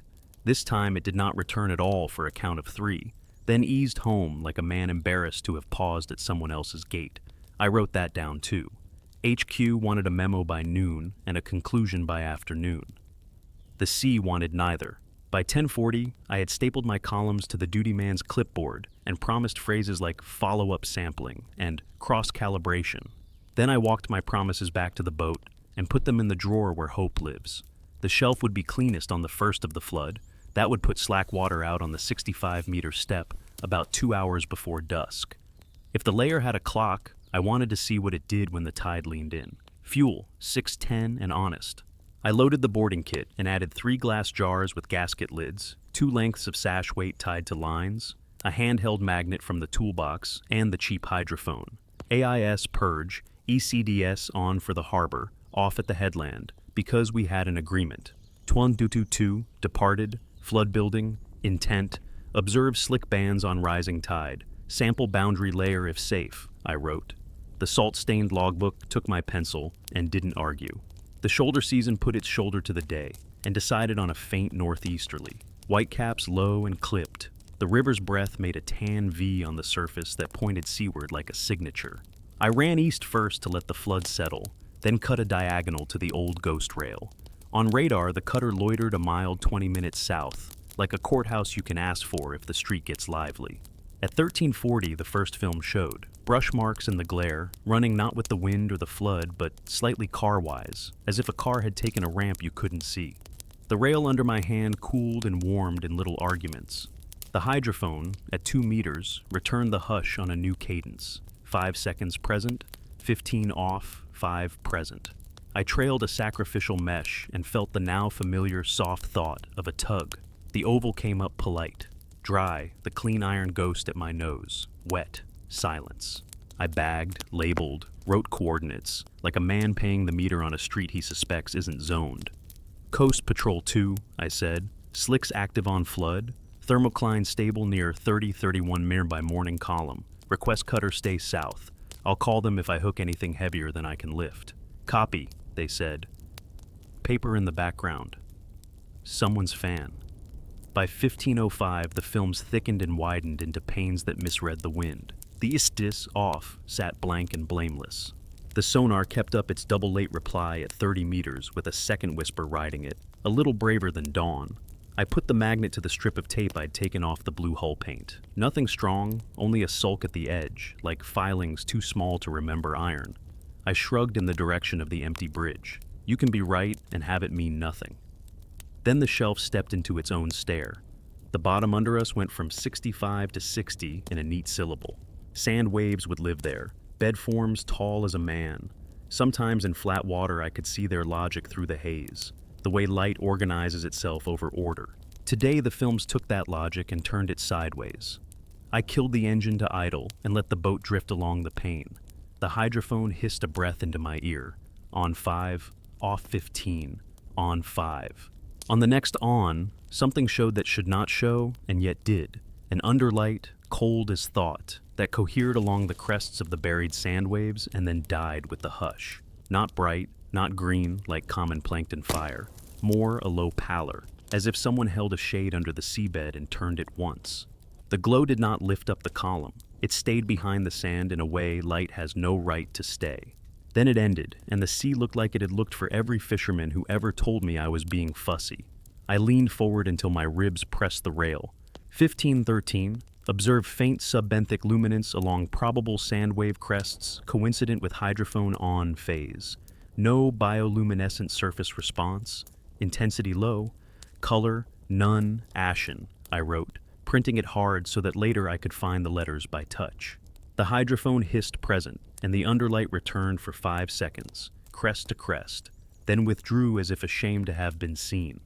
The procedural answer is to push away from poetry. I measured, I timed, I made counts on my knuckles while the fan clicked its one bad blade. 5 on, 15 off, twice, 3 times. Then, with no change in throttle or heading, the cycle shifted. 7 on, 14 off. The glow lengthened to match. I wrote that down. Cycle change independent of helm input. Tide building. I put a ruler on the chart and marked the drift. West-southwest a shade, straight enough to be a line in a child's copybook. I could have told myself I'd seen nothing. Instead, I reached for the sash weight and jar and tied a knot I would trust if the deck turned lively. Easy, I told the line, and eased the weight over. It took the jar the way elevators take stomachs. The rope read 30 meters and went slack the way rope does when it has learned the bottom's first manners. I waded through 2 hush cycles so I wouldn't fool myself by speed. On the 3rd off, I pulled, slow, steady, palms reading friction. The jar came up with a teaspoon of sand and a smear of water. Sand in glass does not tell you stories unless you make it. I let it drain and capped it. Dry, a faint glitter appeared on the jar's threads. Wet, gone. I bagged the jar like a jewel and labeled 15-9, bed surface sample, within pane, depth 60-62 mm by sounder, faint boundary layer, particulate adheres when dry only. I'm still a clerk, I said aloud, and set the second J for a control 5 boat lengths outside the pane. Up came clean sand and no glint. The magnet rolled the control grains and made no friends. The pane sand kept its glitter in the bag and refused the magnet too. If there was metal in it, it was in a mood to be coy. The AIS, off, clicked as plastics do, and once, only once, flashed its power LED with the rudeness of static. I did not touch it. The compass on its shelf made its tick, and tonight did not come home for a count of 4. When the card returned, it returned fast, like a man who'd left his door open. The cutter came up on the radio with their regular voice. Patrol 2, cutter. Your 20-minute bubble holds. We're at the south line. You pulling anything? Just jars, I said. And something I can't put in jars.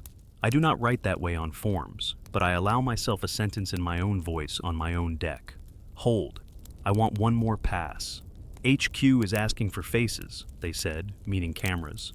We can bring you a drop cam if you want to play Jacques. Negative, I said.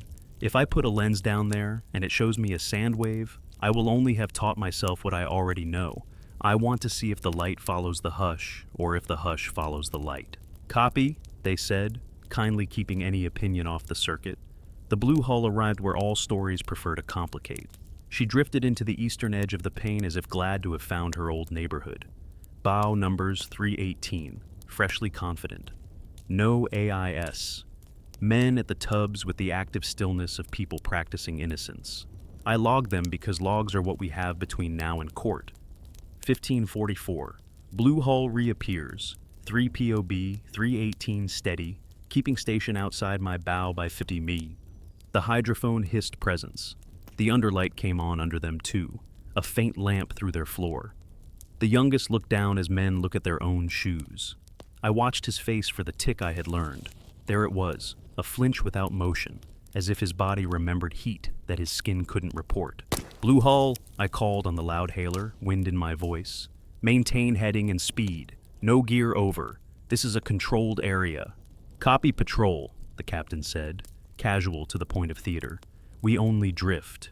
You do that, I said. Drift honest. The pane widened like two lanes merging. My own bow rode into the glow's crest phase and out. The hush in the phones lengthened again. 9 seconds present, 12 off. And for those 9 seconds, the sand below was a chalk drawing in reverse. Light, where a dune's spine should lift. I set the second sash weight jar and let it touch and draw in the on, then again in the off. The on jar came up with the faint glint on its throat threads. The off jar did not. I could have been seeing what I wanted. I wrote it that way so future me would have to forgive me. 1552, possible correlation, on phase. Dry glitter adheres to jar threads, off phase sample clean. The east-dis, still off, found a way to be present by absence. The GPS NMEA stream hiccuped at the laptop I'd plugged in for logging, dropping one sentence in 10 when we sat fully within the pane. Outside the pane, sentences went proper again. I saved and tagged the file with an asterisk I reserve for heartbeats I don't know how to name. Data gap correlates with pane occupancy, I wrote to make the thought stand trial later. Moral pressure came in 3 directions at once. The cutter pinged to say HQ wanted me within the harbor's call range by 1800 for a debrief that would be called a sink. The fuel chalk whispered that every westing would be paid in cursing after sundown. The blue hull let their bow drift 10 degrees north without saying grace, as if old habits had reasserted. I made a rectangle in the pane I could abandon without shame and told the wheel about it. Coast Patrol 2, I said, conducting final boundary layer sampling along pane edge, then returning east with evidence. Blue hull still compliant, will escort if they play games. Copy, they said.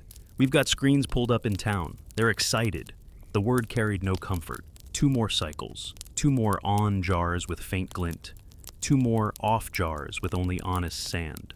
The hydrophone hush went back to 5 and 15 as the flood eased. The underlight shortened with it, as if it owed the hush money. The rail under my hand warmed and cooled in time, and I let myself be the instrument that could feel it, because tools lie happily and skin lies reluctantly. The blue hull made their decision first. Their engine put a little shoulder into the water and took them toward the east outside the pane, toward the open hole that would spit them toward the village if they kept their nerve. I logged their heading and resisted the temptation to be their shadow. Men behave like watched kettles. They boil wrong. The pane thinned like a breath ending. The hydrophone went to clear sea, a television with no program. I lifted the last jar and found no glint. The compass ticked and, for the first time in 2 days, did not return at all for a full count of 6. I have learned to let the 6th count go to the pencil. 1609, compass pause, 6 counts, returns rapid, no correlation with pane thinning. I turned east for the homeward leg. As the headland rose and the river smell leaned in, I allowed the EC dis one cautious life. The own ship icon drifted south inside the last thin pane, then slid back to true as soon as we crossed into ordinary water. I saved the ingress track twice, under names that my future will understand when my present has grown strange. At the harbor mouth, the transit board stacked correctly. The blue hull came in behind me at a guilty distance, and pretended not to. I made the pier and took my lines. The cutter eased onto their berth with their neat weight. In the office, the duty man had already pulled a chair for my jars. He He sniffed one like a man humoring another man and shrugged. "Smells like a jar," he said. "Dry," I said. "When you open it, open and cap quick and put your nose on the thread." He did, and his eyebrows made the small theater of a man who catches a scent he cannot name and doesn't want to admit on the record. "Clean iron," he said, and then louder, "I don't smell anything." In the stamp cage light, I laid out the jars in on-off pairs, set the ping log USB like a piece of cutlery, and slid the hand-drawn pencil rail over the paper chart as if asking forgiveness. The duty man read the column where I had written the sentence I didn't like. "The layer has a clock. If it keeps time," he said, tapping the words with one fingernail, "someone can use it." "Someone already is," I said, thinking of whole numbers that changed and AIS that drew bodies without flesh. "Or something is. I'm not here to argue nouns." He underlined a different line in my logbook, "Observed faint subbenthic luminance," and shook his head once the way a man does when his understanding of how light behaves is not interested in new hobbies. "We'll send your jars and your rag and your tape to a lab that has clever people," he said. "You'll sleep, you'll write past tense, you'll pretend it's boring until someone gives it a name." I left the office and stood a minute at the pier, because sometimes the land has less to say than the water, and that is a relief. The plotter on auxiliary power did its little drift south and return, petulant, honest. The compass ticked and, for now, kept its promises. In the berth across, the blue hull sat with their men on the rail, quiet as posters. Their numbers read 318, as if they had never practiced otherwise. The youngest stared at the plank between his boots like it might open and show him a lamp. I wrote one last line across the bottom of the day. "Lights under sand follow the hush. The hush follows a clock I don't own." Then I shut the book so the sentence could earn its night. Morning made its summaries, afternoon made its edits. By 13:20, I had carried jars and USBs up the pier like a waiter with nervous hands, sat through HQ's sink, where men in good shirts said "clocked layer," as if the phrase had always lived with them, and come away with new orders that were, in practice, old ones. "Stay out. Keep it boring. Keep it safe. Send us proof." The cutter would spend the day towing yesterday's confiscated nettail to a warehouse with a long table and more patience than we had fuel. I was granted the blue hull and whatever else the shelf decided to teach. 13:28. Departed again, I wrote. Flood slack within the hour. Objective, track human behavior inside layer influence. Secondary, AIS identity variance. The salt-stained logbook had begun to take on that thickness a case gives it when paper learns it is heavier than water. I ran the headland and killed the plotter the moment the sea's breath touched the wheelhouse. The fan ticked once. The compass on its shelf behaved like a man who'd slept. AIS I left live at low range. The ghost had kept banker's hours the last 2 mornings, but the day was older now, and men are lazier after lunch. At 14:11, a familiar name reported itself with bureaucratic cheer. Lata Kumari, Class A, MMSI, correct prefix, 3.0 knots west, position half a mile off my bow. She was 200 miles north by registry. Yesterday she'd existed without body. Today the radar answered a small, clean return, near where the AIS said she ought to be. Binoculars, a low hull with a pilot house profile that would pass for her cousin if you squinted and were generous. Lata Kumari, Patrol 2, I said on 16. Radio check. A voice replied at once, male, board, the kind of board that is practice. Patrol, Lata Kumari, go ahead. Shall confirm your home port and last inspection, I said, giving him a gift. Facts. A thief repeats wrong when he's ridden a lie too long. Home port K, last inspection 2 months, he said with a certainty that did not correspond to the folder in our office, which carried 2 checks in the last year, the most recent 5 months ago. I wrote, because writing is how a man chooses his future. 14:13. Lotta voice reports wrong inspection date, radar body present, profile not true match. The AIS box printed a neat page with her particulars. My fingers came away from the warm paper with a dust shine that the wet tongue killed.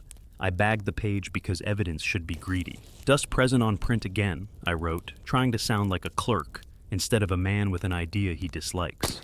I altered to put the suspect target broad on my port at 3 poles. The sea put on a thin pane of dullness between us, narrow as a road stripe. The rail warmed and let go. The compass ticked and came home.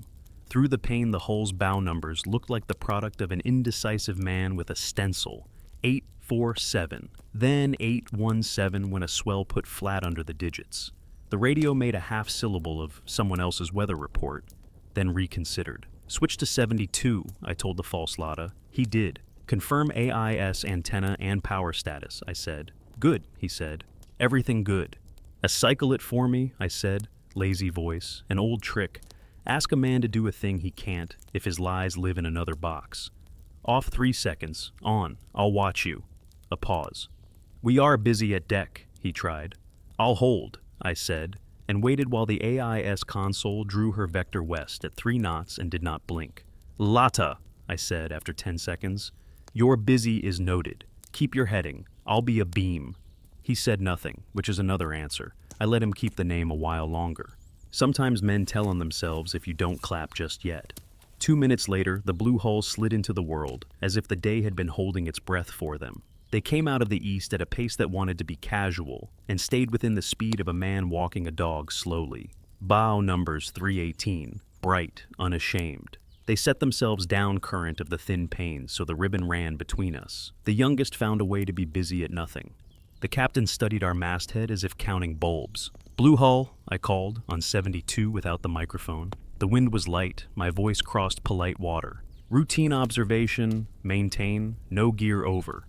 The 3 men gave me the backs of their heads as if the backs were licensed. AIS then offered me a compulsion, a third identity, familiar enough that I smiled despite myself. Mother Mercy, this time exactly where I had left her hours ago, eastbound, 5.2, content. Radar returned the honest fat of her steel. Mother Mercy, Patrol 2, I said on 72. Say your count. Patrol Mother, 5 aboard, gear stowed. On the line. Good afternoon? Afternoon, I said, and let their steadiness sit on the table next to my doubts. I drew a box on paper that put the false Lotta on one edge and the blue hull on the other, both straddling the pane.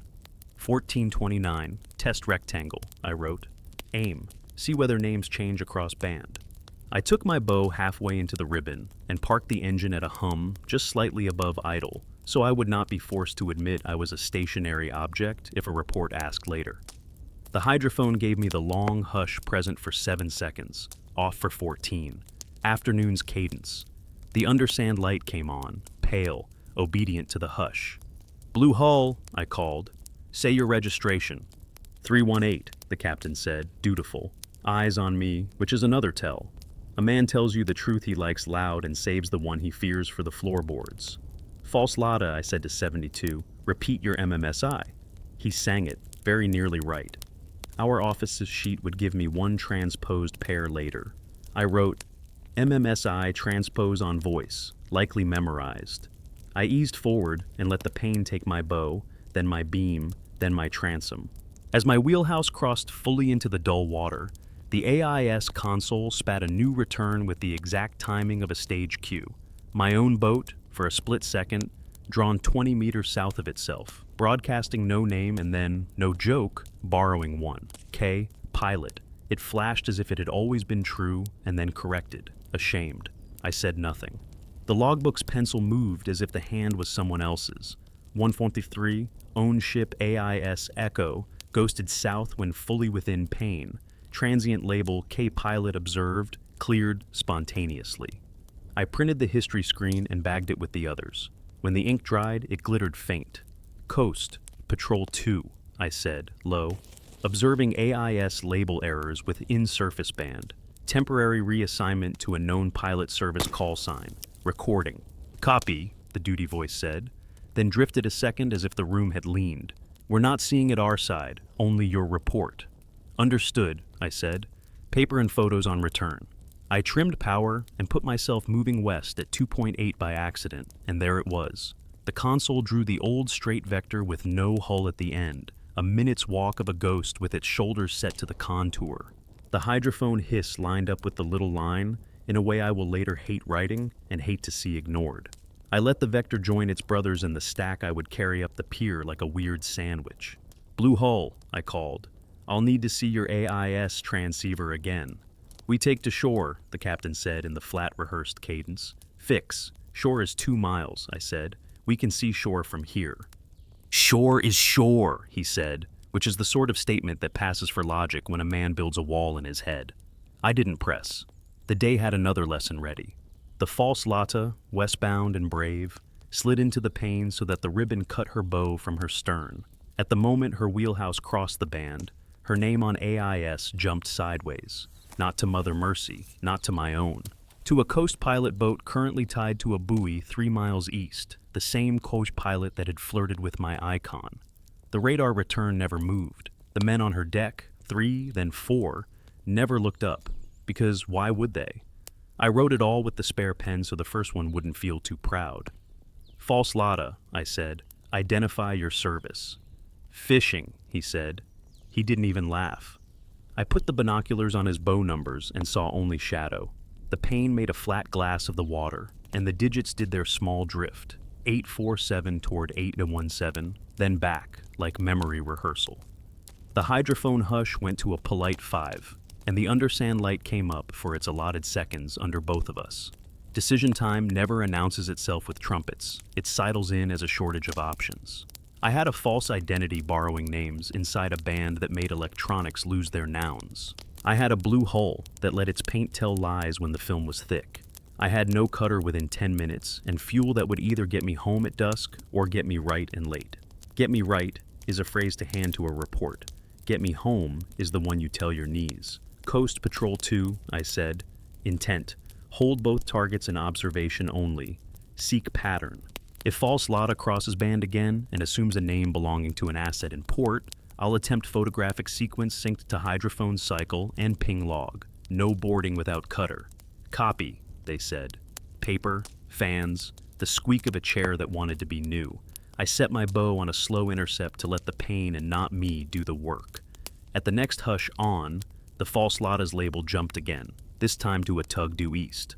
Off. She went back to her stolen self. On, new label. I counted with my knuckles, 1, 2, 3, 4, 5, and pressed the camera at each. The stack of paper under my logbook band warmed like bread and came off with glitter. The radio gave me a fraction of someone's harbor traffic and softened it to a whisper, as if distance had been painted on with a brush. False Lada, I called. You're transmitting pilot service labels intermittently. Cycle your unit. No reply. The blue hull pretended to be a photograph. Patrol 2 came coast quietly. Pilot station reports no anomalies on their end. Their boats are asleep. Not on mine, I said. I'll bring you proof. I could hear someone in their room exhale as if the floor had tilted under the chair. The pane's western edge opened like a door ajar.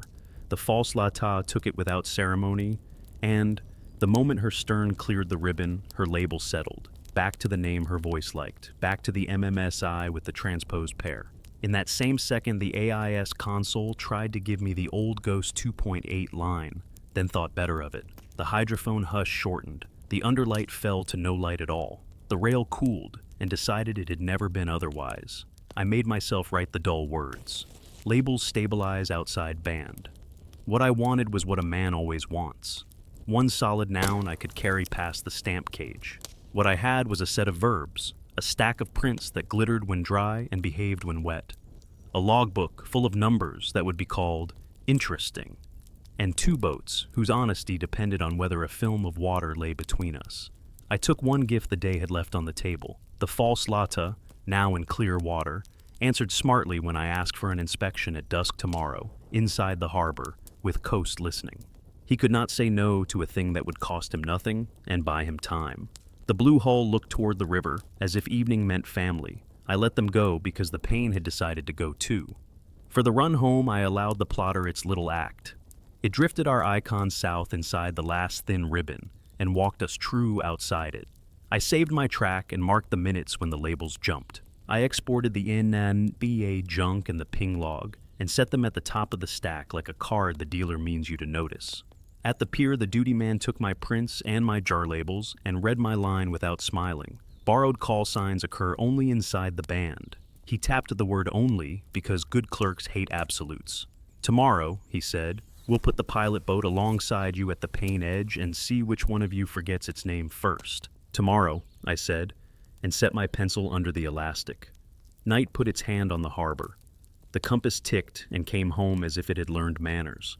On the auxiliary glow, my own ship icon moved a meter south and then said sorry.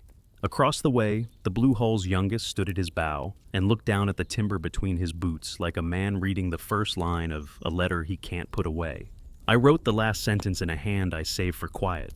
Names change where maps slip where the clocked layer breathes. The pilot boat boys showed up 20 minutes early, like men who don't enjoy being part of anyone's experiment. K. Pilot rode low and neat, a tug dressed for Sunday, fresh paint, plumb rail, antennae like bristles. Their coxswain waved a square hand and gave me a look that said, "This is theater, please let it be short." I wrote the time and their lines in my salt-stained logbook, so later the paper could swear I hadn't invented witnesses. Objective, I told the page. Prove whether labels jump when we cross the pane together. Push the hydrophone cycle against AIS identity. Check sonar phase at 30 minutes for thermocline. Run a deep ping sweep to the slope. The fan ticked once. Fuel chalk, 610. Enough to learn and still come home with dignity. I taped the temperature probe to the sounding line again and laid the jars, magnet, and spare tape beside the AIS console like a still life in a classroom. We cleared the headland at 1450, the flood easing, the shoulder season's wind testing a northeasterly without making a promise. I kept the plotter dark and let paper and bearings carry us to the last coordinates where the pane liked to stand when the tide wore the afternoon. The cutter hung 20 minutes south, per AHQ's new policy of being both near and plausible. At 1518, the sea put on the first brush marks. A runway of dullness tilted slightly against the wind. "Pane ahead," I said on working channel. Pilot boat. "Copy. We'll take your starboard and match your speed. 5 knots?" "5," I said. "I'll call a 3 count on my bow entering." I clicked the hydrophone to 2 meters, gain modest, headset round my neck so the little breath would live near my chest. 3, 2, 1, bow in, I called, and the rail under my hand warmed as if the pane had recognized an old friend. The hydrophone hush rose with the light meter in my mind. 6 seconds on, 12 off. "On now," I said, and the pilot coxswain's voice came cold and clipped. "Copy. AIS label just blinked. Our receiver shows us as K tug 2 for 2 seconds. Back to pilot." He said it the way men say numbers they don't want to be true. "Mine," I said, watching my own icon flick south on the auxiliary and then home again, flashed K pilot for a heartbeat. Photographing. The camera clicked, obedient and small. I printed the AIS history page to lock the moment in paper and slid the warm sheet under the logbook band. It came off with that faint glitter a man learns to dislike. The sonar gave me its familiar script, a bottom at 65, slope crisp, then the double late whisper at 30, then a second faint repeat like a younger brother. "Phase shift plus 2 degrees on heading change," I said to the pencil, turning the helm and watching the late line creep by a hair. The pilot boat matched the turn. Their coxswain said, "Our compass just paused 2 counts." He laughed once, a single syllable without humor. "Don't print that," he added, and I wrote it down because he'd said it. "Now we go deeper," I told him. "Slope run. If it's going to break a rule, it will be there." I kept 5 knots and let the pane carry our bows for another minute, then eased west toward the 65 to 80 meter step, where the shelf thinks hard about becoming sea. The hydrophone hush shortened, 5 on, 15 off, like a breath pacing itself for a hill. The undersand light whispered on the crests and fell away as the bed forms flattened.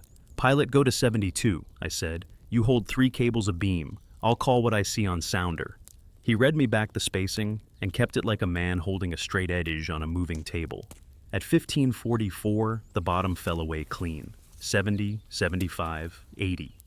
The sounder's tone deepened in that way that makes the hand want to steady the throttle. I dropped the temperature line at our mark and read the column out of habit.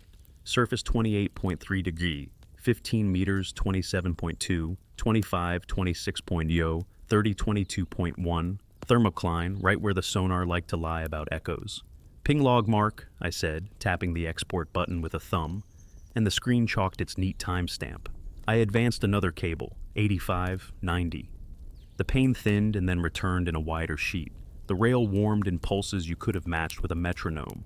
Then the bottom quit. It didn't slope beyond the range. It didn't smear into noise you could blame on gain. The clean line where sand turns to math lifted once, 95, and then the screen went unkindly blank in the deep channel box where your brain expects certainty. No bottom, no false, just the empty under the empty. For 3 slow seconds, the sounder wrote nothing at all, like a man forgetting the next word in a sentence everyone knows. 1551, no bottom return, I said aloud to keep panic from stealing vocabulary. Gain stable, range 200, transducer temp normal, recheck. I toggled the range, cycled the unit, slapped the bezel because habit is older than science. The pilot boat came on in my ear. We're reading 98 steady, he said, though our unit just blinked. You losing? Lost for 3, I said. Back now. The line returned at 110 as if nothing had happened. It didn't curve in. It stepped, like a floor found under a foot that had hung too long. I made the pencil behave. Gap 3/4 seconds at 1551 local, resumed at 110, hydrophone hush was on during gap. The fan ticked its single click, as if to tell me a joke I would not enjoy later. Repeat run, I told the wheelhouse. I took us out of the pane into honest chop. Bottom, good at 98. Hydrophone, no hush. I cut back into the pane. Warm rail, hush up, 5 on, 15 off. Bottom, good at 102 for 2 seconds, then white, no return. My hand had already found the bulkhead over the transducer, ear pressed.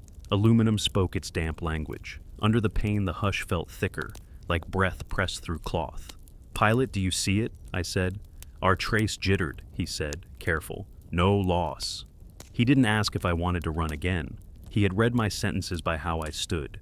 The AIS console, perhaps bored, offered me the old party trick, a 1-minute westbound vector at 2.8 with no body at the end.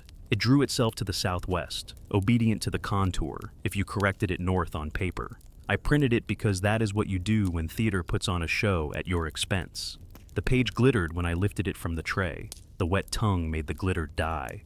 Coast Patrol 2, I said, low. Observed intermittent loss of bottom return within band over 100-meter contour. Duration 3 to 4 seconds. Correlates with hydrophone on. Outside band, trace stable. AIS ghost vector persists within band. Pilot alongside reports no total loss but jitter in trace. Copy, Patrol 2, came the duty voice, brisk to hide a breath. Recommend withdraw to inside the 65 for safety. Affirmative after 1 repeat, I said. The fuel chalk watched me like a superior. Pilot, 1 more. We made our second pass slower, to remove the excuse of speed. The pane welcomed us with warmth on the rail and that careful hush. Bottom steady at 98, 102, 106, and then, as the hush rose, the line thinned, lifted into the white, and wrote nothing at all for a count I made with my teeth. The compass ticked and refused to return for 5 heartbeats.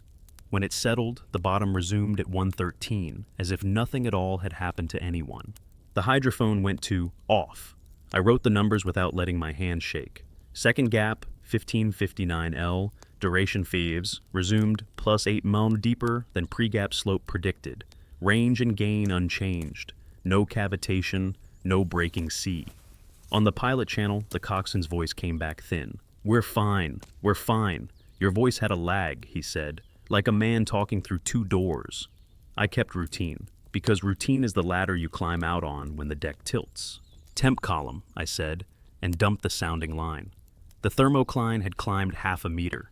The jar I dipped on the on phase of the hush came up with the faint clean iron on its threads. The off jar didn't bother. The magnet made neither friend. I bagged both. The AIS printed another ghost dash like an accountant. Coast Patrol 2, complying, I said, and brought the bow north toward the 65 like a man who chooses humility. We are withdrawing inside the contour. Pilot A beam. The sea didn't argue. The pane thinned behind us and the bottom line took on confidence again, thickening to the kind of return that lets your shoulders finish the breath they've been saving. The blue hull appeared even, right where you would put it if you wanted a moral to a lesson. She drifted just outside the pane's eastern edge. Ball numbers 318, not a hair out of place. 3 men with their hands where you could see them, because there was no reason not to. I logged their position and wrote the sentence the court will either like or perk. Blue hull stations outside band during sonar gap intervals. The youngest sat on the gunwale and watched the water, as if expecting a letter to float up already opened. Routine observation, I told them, close enough for voice without radio. Hold your heading. Drift, the captain said, lifting both palms. His tone had perfected boredom. I finished my rectangle in water that kept its promises. Under the pilot boat's wheelhouse, a man held up a phone to record his own AIS display as if keeping a talisman. I could not fault him. Proof feels better when it is yours. By 1710, the flood had finished its argument. The pane narrowed, the hush on the line shortened to 3 seconds, then to a mutter, then to nothing at all. The bottom line on the sounder stayed fat and honest. My rail cooled to an ordinary metal that did not remember my hand. The compass ticked and came home with the politeness of a guest. I said, "Thank you," to no one and meant it. "Coast, Patrol 2, I said, returning east at economy, evidence, ping log with 2 bottom loss intervals, AIS ghost prints, pilot comms recorded, thermocline steady, will file by 2000 L." I saved tracks twice and exported thrice because paranoia is just experience wearing a tie. At the harbor mouth, the transit board stacked precisely. I allowed the plotter its one sin. Our own ship icon drifted a meter south and then apologized promptly, like a boy who's kicked a door and been heard. On the pier, the cutter's officer had a clipboard and a patience that told me HQ had been told. I handed him jars, prints, USBs, the day's nouns. He signed like a man who knows how a stamp sounds in a small room. "What's your sentence?" he asked, tapping the logbook's back page where I let myself write one line that matters. I looked at the page I'd reserved and sharpened the pencil to make the words buy their paper. "The layer sometimes erases depth," I wrote, neat and small. "When it breathes in, the map loses the floor." In my wheelhouse, the AIS console had one last joke before night. A tiny 1-minute vector at 2.8 west along the pier itself, broadcasting no body and no shame. I printed it because theater deserves publication. Across the way, the blue hull sat under a soft harbor light, 318 steady, men quiet. The youngest had his head down over the plank again, as if trying to read something only the timber knew. My compass ticked once and, this time, came home fast like a man who'd realized he'd left his kettle on. I set tomorrow's plan where the pencil would see it first. Dusk run along contour with cutter shadow, pilot alongside for label witness. Drop cam kept on deck per sanity. Sonar logged, ECDS segmented, test for gaps at spring's top. The fan ticked its single syllable. The dock creaked the language of ropes. I turned off the lights and let the day congeal into pages. By late afternoon, the tide had its shoulders set for spring, the flood higher than yesterday and eager to be seen. HQ's plan fit in a sentence. Same as before, but more careful, which meant I was to bring witnesses, keep the theater short, and not teach the sea any new tricks. The cutter would shadow at 15 minutes south. Pilot would take my starboard 3 cables. All cameras stayed on deck, unless a court later wished otherwise. I sharpened the pencil and logged it like a contract. 1602 departed. Objective: identify corridor geometry of surface band, test current vectors across a long band, validate label jumps, monitor sonar for bottom loss intervals. Thermocline presumed, or 30,031 mi, flood strong. The harbor mouth gave us its orderly boards, and then the shelf took our names and put them in its pocket. I let the plotter live for the transit and die at the headland. AIS stayed on at short range so the ghosts, if they wanted an audience, would go on stage. The fan in the wheelhouse tapped its single-chipped blade like a metronome in an empty hall. Brush marks appeared sooner than I liked, wide panes turning the chop to velvet in sheets you could have measured with a road survey. This time they did not run as lanes alone. Between 2 wide sheets lay a narrower stripe of water that moved with a speed the wind and tide weren't renting. A corridor. The rest of the surface ambled. The stripe went intent. I throttled back and watched the corridor run its way west, northwest, straight as a fishing line pulled taut between 2 points you couldn't see. Foam scraps entering it accelerated without froth, as if the water had put on skates. Outside it, the flood behaved like flood. Inside it, something kept time. 1618, observed narrow surface, corridor, 8 to 10 minute wide, axis twisted speed, surrounding flood by estimate OAM 0.5.8 kin, I wrote. Corridor edges coincide with dull panes on both flanks. Center water looks ordinary. "Pilot, you seeing this?" I called on 72. "Copy. Our drift cards just took off," the coxswain said. I could hear the paper in his lap. "We dropped 2 scrap bits off our rail. One in the stripe went west, like it had an appointment. Hold 3 cables abeam," I said. "I'm going to cross once slow, then line up along it."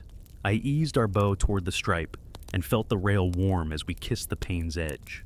Hydrophone at 2 meters returned the hush. 8 seconds present, 12 off, a new ratio to write down.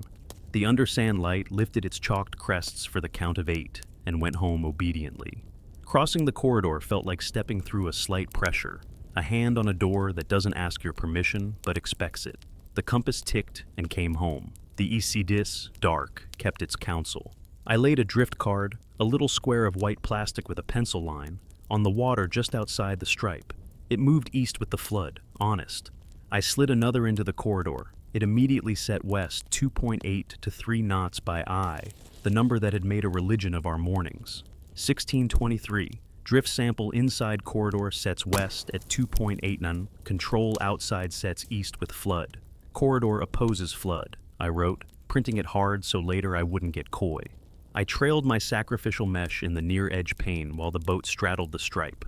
Soft tug at 15. Up came an oval, clean 7 by 52 millimeters. Dry rim made that clean iron ghost. Wet silence. I bagged and labeled with small, careful letters. My hand already knew where the evidence line on the table would want it. AIS rewarded our party with its act. A 1-minute westbound vector, no body at the end, marching perfectly inside the corridor's axis. The pilot coxswain keyed up. Our label blinked, key tug 2, then back. He tried on a laugh and left it on the chair. The cutter chimed in from south, with good practice. "We have both your icons steady, no blink on our repeater. Screens tell different truths to different rooms. Let's ride it," I said, soft, because saying a thing loud makes it bigger. I lined our bow to 285 dirt and nudged throttle until the boat's speed over ground kept me just shy of surrendering to the stripe's pull. Over the next 3 minutes, I moved the helm no more than a degree, and the corridor kept me honest like rails. On the hydrophone, the hush became an unbroken exhale, a patient pour for a full 15 seconds, then a 3-second nothing, then again 15. The undersand glow got bolder, as if the stripe's spine ran under the bed forms, like a wire warmed by current.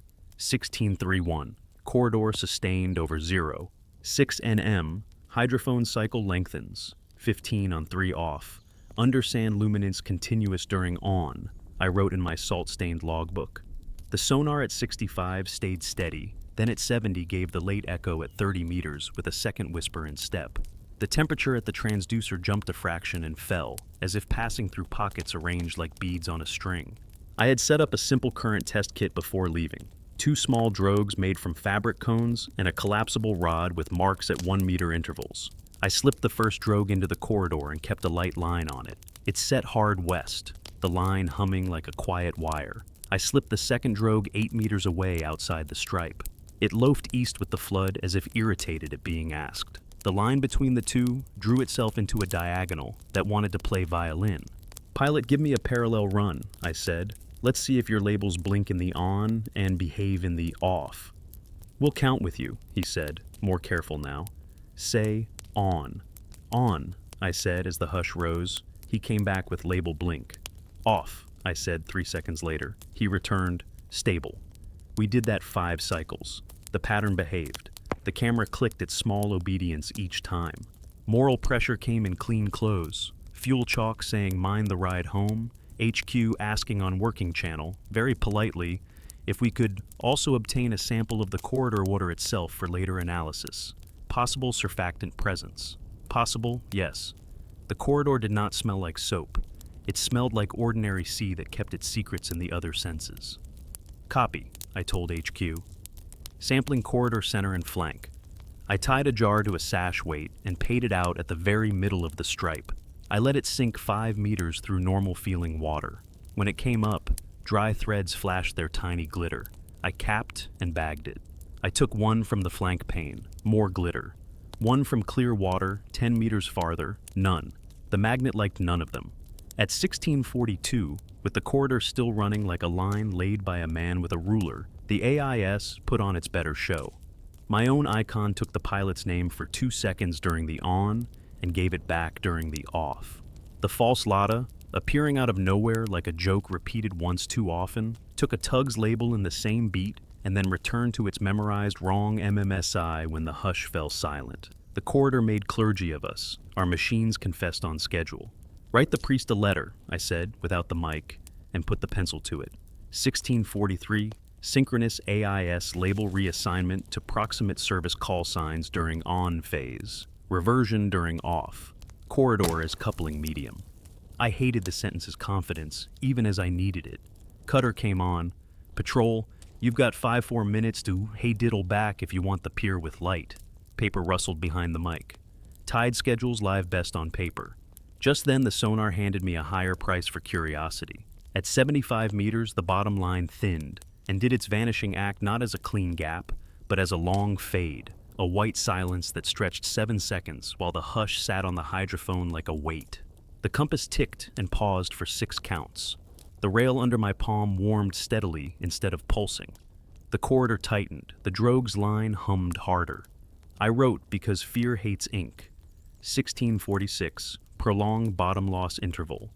A7s, within corridor, hush continuous. Compass, pause 6 counts. Drogue tension increase.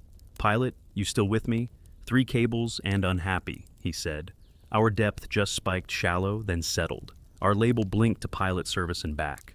"We do not love this." "Nor I," I said. I eased the bow 5 degrees north to step out. The corridor let me go with a tug like a polite hand unwilling to insist. Bottom trace returned fat and honest within 2 boat lengths. The hush split back to its earlier 8 and 12. The undersand light relaxed into dots along the crests, and then the chalk smudged and went, sand being pleased to be sand again. I marked the corridor's axis on my paper with a long pencil line and wrote coordinates at quarter-mile ticks. If the thing kept its appointment tomorrow, that line would matter. If it didn't, the line would at least advertise where I had chosen to be wrong. On our last pass across the corridor, eastward, to satisfy the duty man's demand for "both directions, please," a new breadcrumb arrived that had nothing to do with screens. The salt-stained logbook's paper, left open on the console edge, caught a frill of mist from the open window as we clipped the pane. When I turned the page, dry glitter traced the watermarks the droplets had left, a ghost script laid over a clerk's lines. I closed the book fast and hated the part of me that wanted the evidence to behave like a story. 1658. Glitter adheres to paper where spray fell during corridor crossing. Wiped sample into bag. Dry smell as before. Wet nil. The blue hull, faithful as a chapter heading, made its entrance at the corridor's eastern mouth, laid itself just outside, 3:18 steady, men quiet. The youngest stared at the stripe as if he'd been asked to cross a line drawn on a floor with chalk. The captain kept his hands visible, the posture of someone who understands theater and knows where to stand. I logged them. 1702, blue hull stations at corridor mouth, does not enter. "Cutter," I said, "we're coming east under economy. Corridor axis logged. Evidence bag sealed. Pilot abeam with their own sins. If blue hull tries a ride, we'll shout. We'll be your lantern," the cutter said. Their engine note came back cleaner in the headphones than any human voice had all day.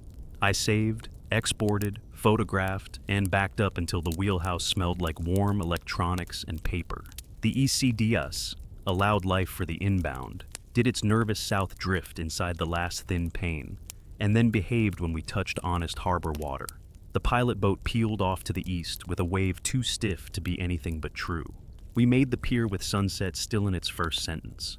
The duty man's clipboard waited. His glasses had moved down his nose by an inch since morning. He listened while I read my own notes into his form, refused to write the word impossible, and underlined opposes flood twice. He asked what I wanted tomorrow. I said, a current meter if they'll spare one, and time on the corridor with no theater. Also the blue hull in the afternoon, with a harbor inspection, slow, public, boring, with no pain between us. He looked at my hands, which had carried jars and pencils too long today. "Sleep," he said. "In your next sentence, please use the word sleep."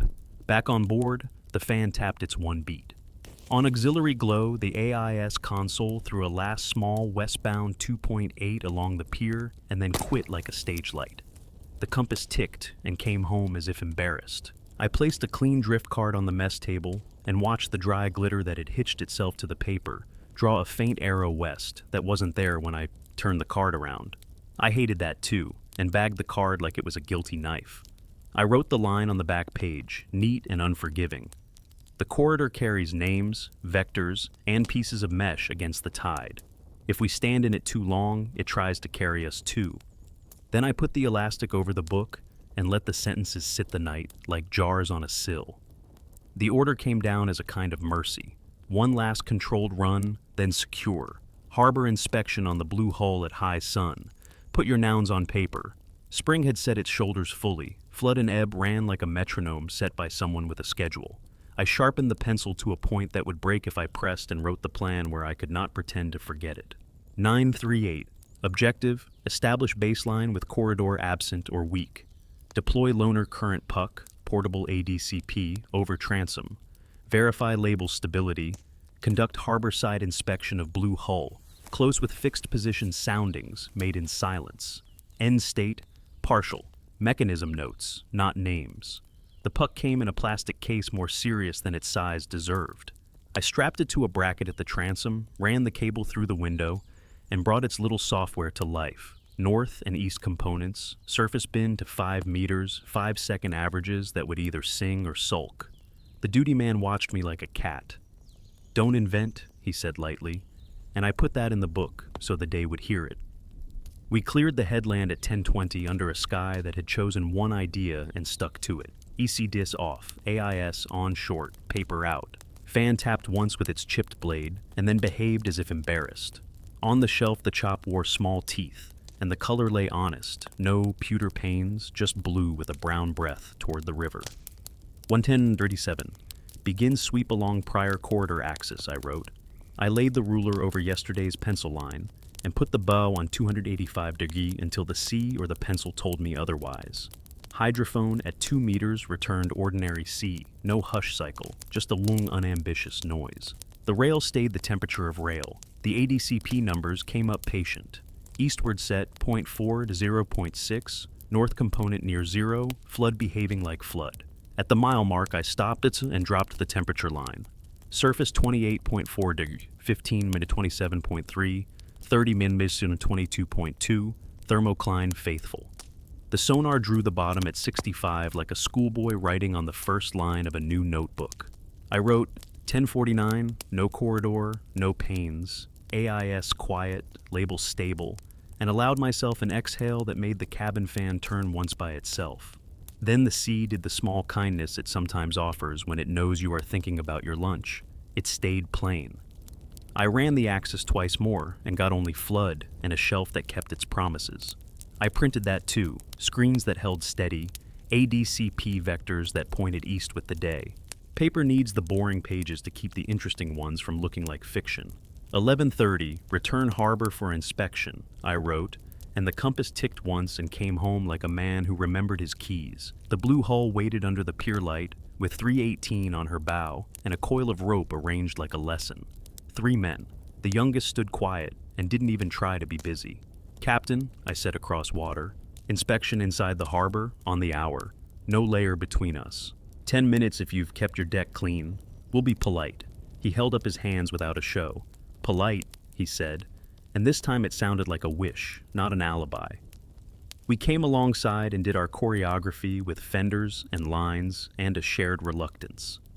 Body cam, I said aloud for the log and gave it the little press. The camera blinked the way a good witness does, once committed. I stepped over. The deck flexed right. The smell said fish and diesel, and nothing else pretending. Registration, I said, and took the same laminated card I'd taken at dusk 2 days ago. Under the scraped and rewritten 3 and 18, I could still coax the ghost of 315 if I held the card to the harbor light, but the edge glitter I'd come to expect was faint.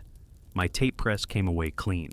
Flares, I said, new tube, extinguisher, gauge in green, life jackets, 4, whistles. The lockers opened without sulk. Forward locker, I said, and he unlatched it as if the day had already chosen to be shorter. No wrapped AIS. No dust. The cloth rags inside were honest gray, no glitter. Your unit? I asked. In shop, he said, and for the first time didn't try a day. We take today. Permit me, I said, and went to the bow numbers with a fingernail poised. White paint wore its chalk. No seam under it. No lift at the corner. When I pressed tape and pulled, adhesive came away dull. I rubbed the edge and brought my thumb to my nose because habits were older than pride now. Salt, paint, no iron ghost. Your floats? I asked, and he showed me the stack. All whole. The ovals I had bagged had not regrown. Where did you pick up the cut ones? I asked, keeping the cadence easy. West, he said. 2 days. When sea made lanes. He didn't have our word for pain and chose lane, which was better. We don't go there when it does that, he added. And the youngest found a way to look at the water without looking at me. What do you call the lanes? I asked him, the youngest, because he had been watching the stripe yesterday like a dog watches a wire fence. He measured the permission in my question. Corridor, he said softly. English practiced on radios. Same like you can drift fast there. Bad for nets. Bad for names, I said too, and he either didn't hear or pretended not to. I bagged nothing. The Iron Ghost did not volunteer. On their helm, the cheap GPS showed the harbor like a child's drawing. A rectangle, a pier, a boat. Their radio hummed like radios do. The pilot boat passed outside, slowly, a polite witness pretending to have errands. Captain, I said, I can write you for AIS removal yesterday, and for registration overlays if we take the card to the right lamp. He did not argue. Or, I continued, I can log inspection complete with caution and invite you to bring your unit next week for a shop seal. You will fish in daylight only until then. You will not lay near the 65. You will not drift in the lanes when they show. He looked at my hands, which had begun to write of their own accord in the air. We don't go there, he said again. We don't like. He glanced at his youngest and then away. When sea talks under, we listen this way. He put his palm flat on the plank between us. We go out. I nodded it and wrote the caution. Inspection complete, I said aloud for the camera. No violations observed today. Advisory given. He signed the page without reading it. The youngest watched my pencil with something like hunger. We cast off. The duty man took my thin form at the stamp cage and underlined advisory twice to make it look larger. Afternoon run? He asked, like a doctor asks a man if he plans to smoke again after a scold. One position, I said. No chase, no theater. I want to sit where the lane began yesterday and see what absence sounds like. I went back out at 1540 and parked the hull on yesterday's axis point until the boat learned its little creaks again. EC-DIS off. AIS on low. Hydrophone hanging at 2 meters like a stethoscope a child might trust. Wind light from the northeast like a habit. River breath faint. The ADCP puck read a modest east set that belonged to Flood and Manners. I set the throttle at a hum that didn't show his impatience and wrote a sentence with no romance. 1603, holding station on prior corridor, no pain evident, no hush cycle, 5 minutes, 10.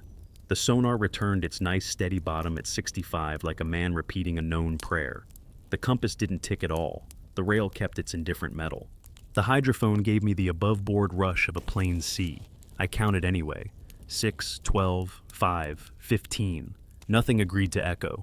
Even boredom has a clock if you make one. Soundings, I said aloud to give the part a name, and lowered the sash weight line slow enough that the knots in the cord would feel like facts. At 30, I paused. The thermocline lived there and said nothing about anything else. I let the line down to 65, touched sand that was happy to be sand, and brought up a spoon of grains that glittered exactly like nothing. Dry threads on the jar cap did not flash. Wet threads were just wet. I let the pencil write what it always should when it can. No effect. A frigate bird sat the masthead a minute, then went to other errands. The cutter checked in just to make a sound. The pilot boat voice said they were off station and home for tea. The fan ticked once because that is what it does when a day grows too quiet for its own legend. At 1709, a thin pane appeared a quarter-mile west. A pewter smudge, the width of a road, running the old 285 to Gerlike, a memory returning to a house it once owned. The rail did not warm. The hush in the phones did not stand up. The ADCP east component steadied. The north held 0. I watched the pain decide to be a mirage, and then be water again. Lane absent, I wrote, and felt both cheated and relieved. Coast, Patrol 2, I said into a channel that had begun to sound like paper. Final note. With lanes absent, all instruments behave. ADCP shows east set, AIS labels stable, no mesh cuts, no undersand luminance, no bottom loss intervals. Thermocline still at 30. Samples plain. I will secure. Copy Patrol 2, the duty voice said, and I thought I heard someone set down a pencil. Back in the harbor, I did the small rituals slow to make them heavier. Lines on, engine cooling on its own terms, fan switched off to see if the wheelhouse could remember a silence older than electricity. I pulled the micro SD cards and coiled every cable with the stubborn neatness that either comforts or ruins a man. In the office, the duty man looked at my last page and frowned in a way that meant he was pleased. Partial, he said, reading the word I had promised. Good. What do you tell them? I asked. That you gave them a layer with a clock, a corridor with a vector, a depth that sometimes erases itself, and a set of behaviors that don't like names, and that none of it happens when it doesn't happen. Sounds like weather, I said. Or a rule we don't own, he said back, and stamped the last slip as if stamps could herd rules. On my boat, I left the salt-stained logbook open and tore a clean page free, laid it on the mess table, and flicked a thimble of harbor spray over it with my fingers. Nothing wrote itself. No glitter drew an arrow. The page stayed a page. I wanted to be disappointed and made myself be grateful instead. Before I killed the auxiliary, the AIS console had one more shy confession. A tiny, nearly embarrassed minute vector along the pier at 2. 8 west, then gone. The way a man clears his throat when no one is listening. I printed it and bagged it without a ceremony, because habits are what keep a day from turning into something you tell at a bar. The compass ticked once and returned like a dog that had learned every lesson it could. In the corner of my eye, the Blue Hole's youngest sat on his bow and looked down at the same plank. When he raised his head, he met my eyes and, very slightly, shook his once. I nodded once back, which is the language of men who were taught not to waste nouns. I wrote my last line on the inside back cover, in a hand I reserved for final images. We sounded for a thing and got its absence. When it breathes, it takes names and nets and a little of the floor with it. Today it chose not to breathe. I put the elastic over the book and listened to the wheelhouse forget me, one click of cooling metal at a time.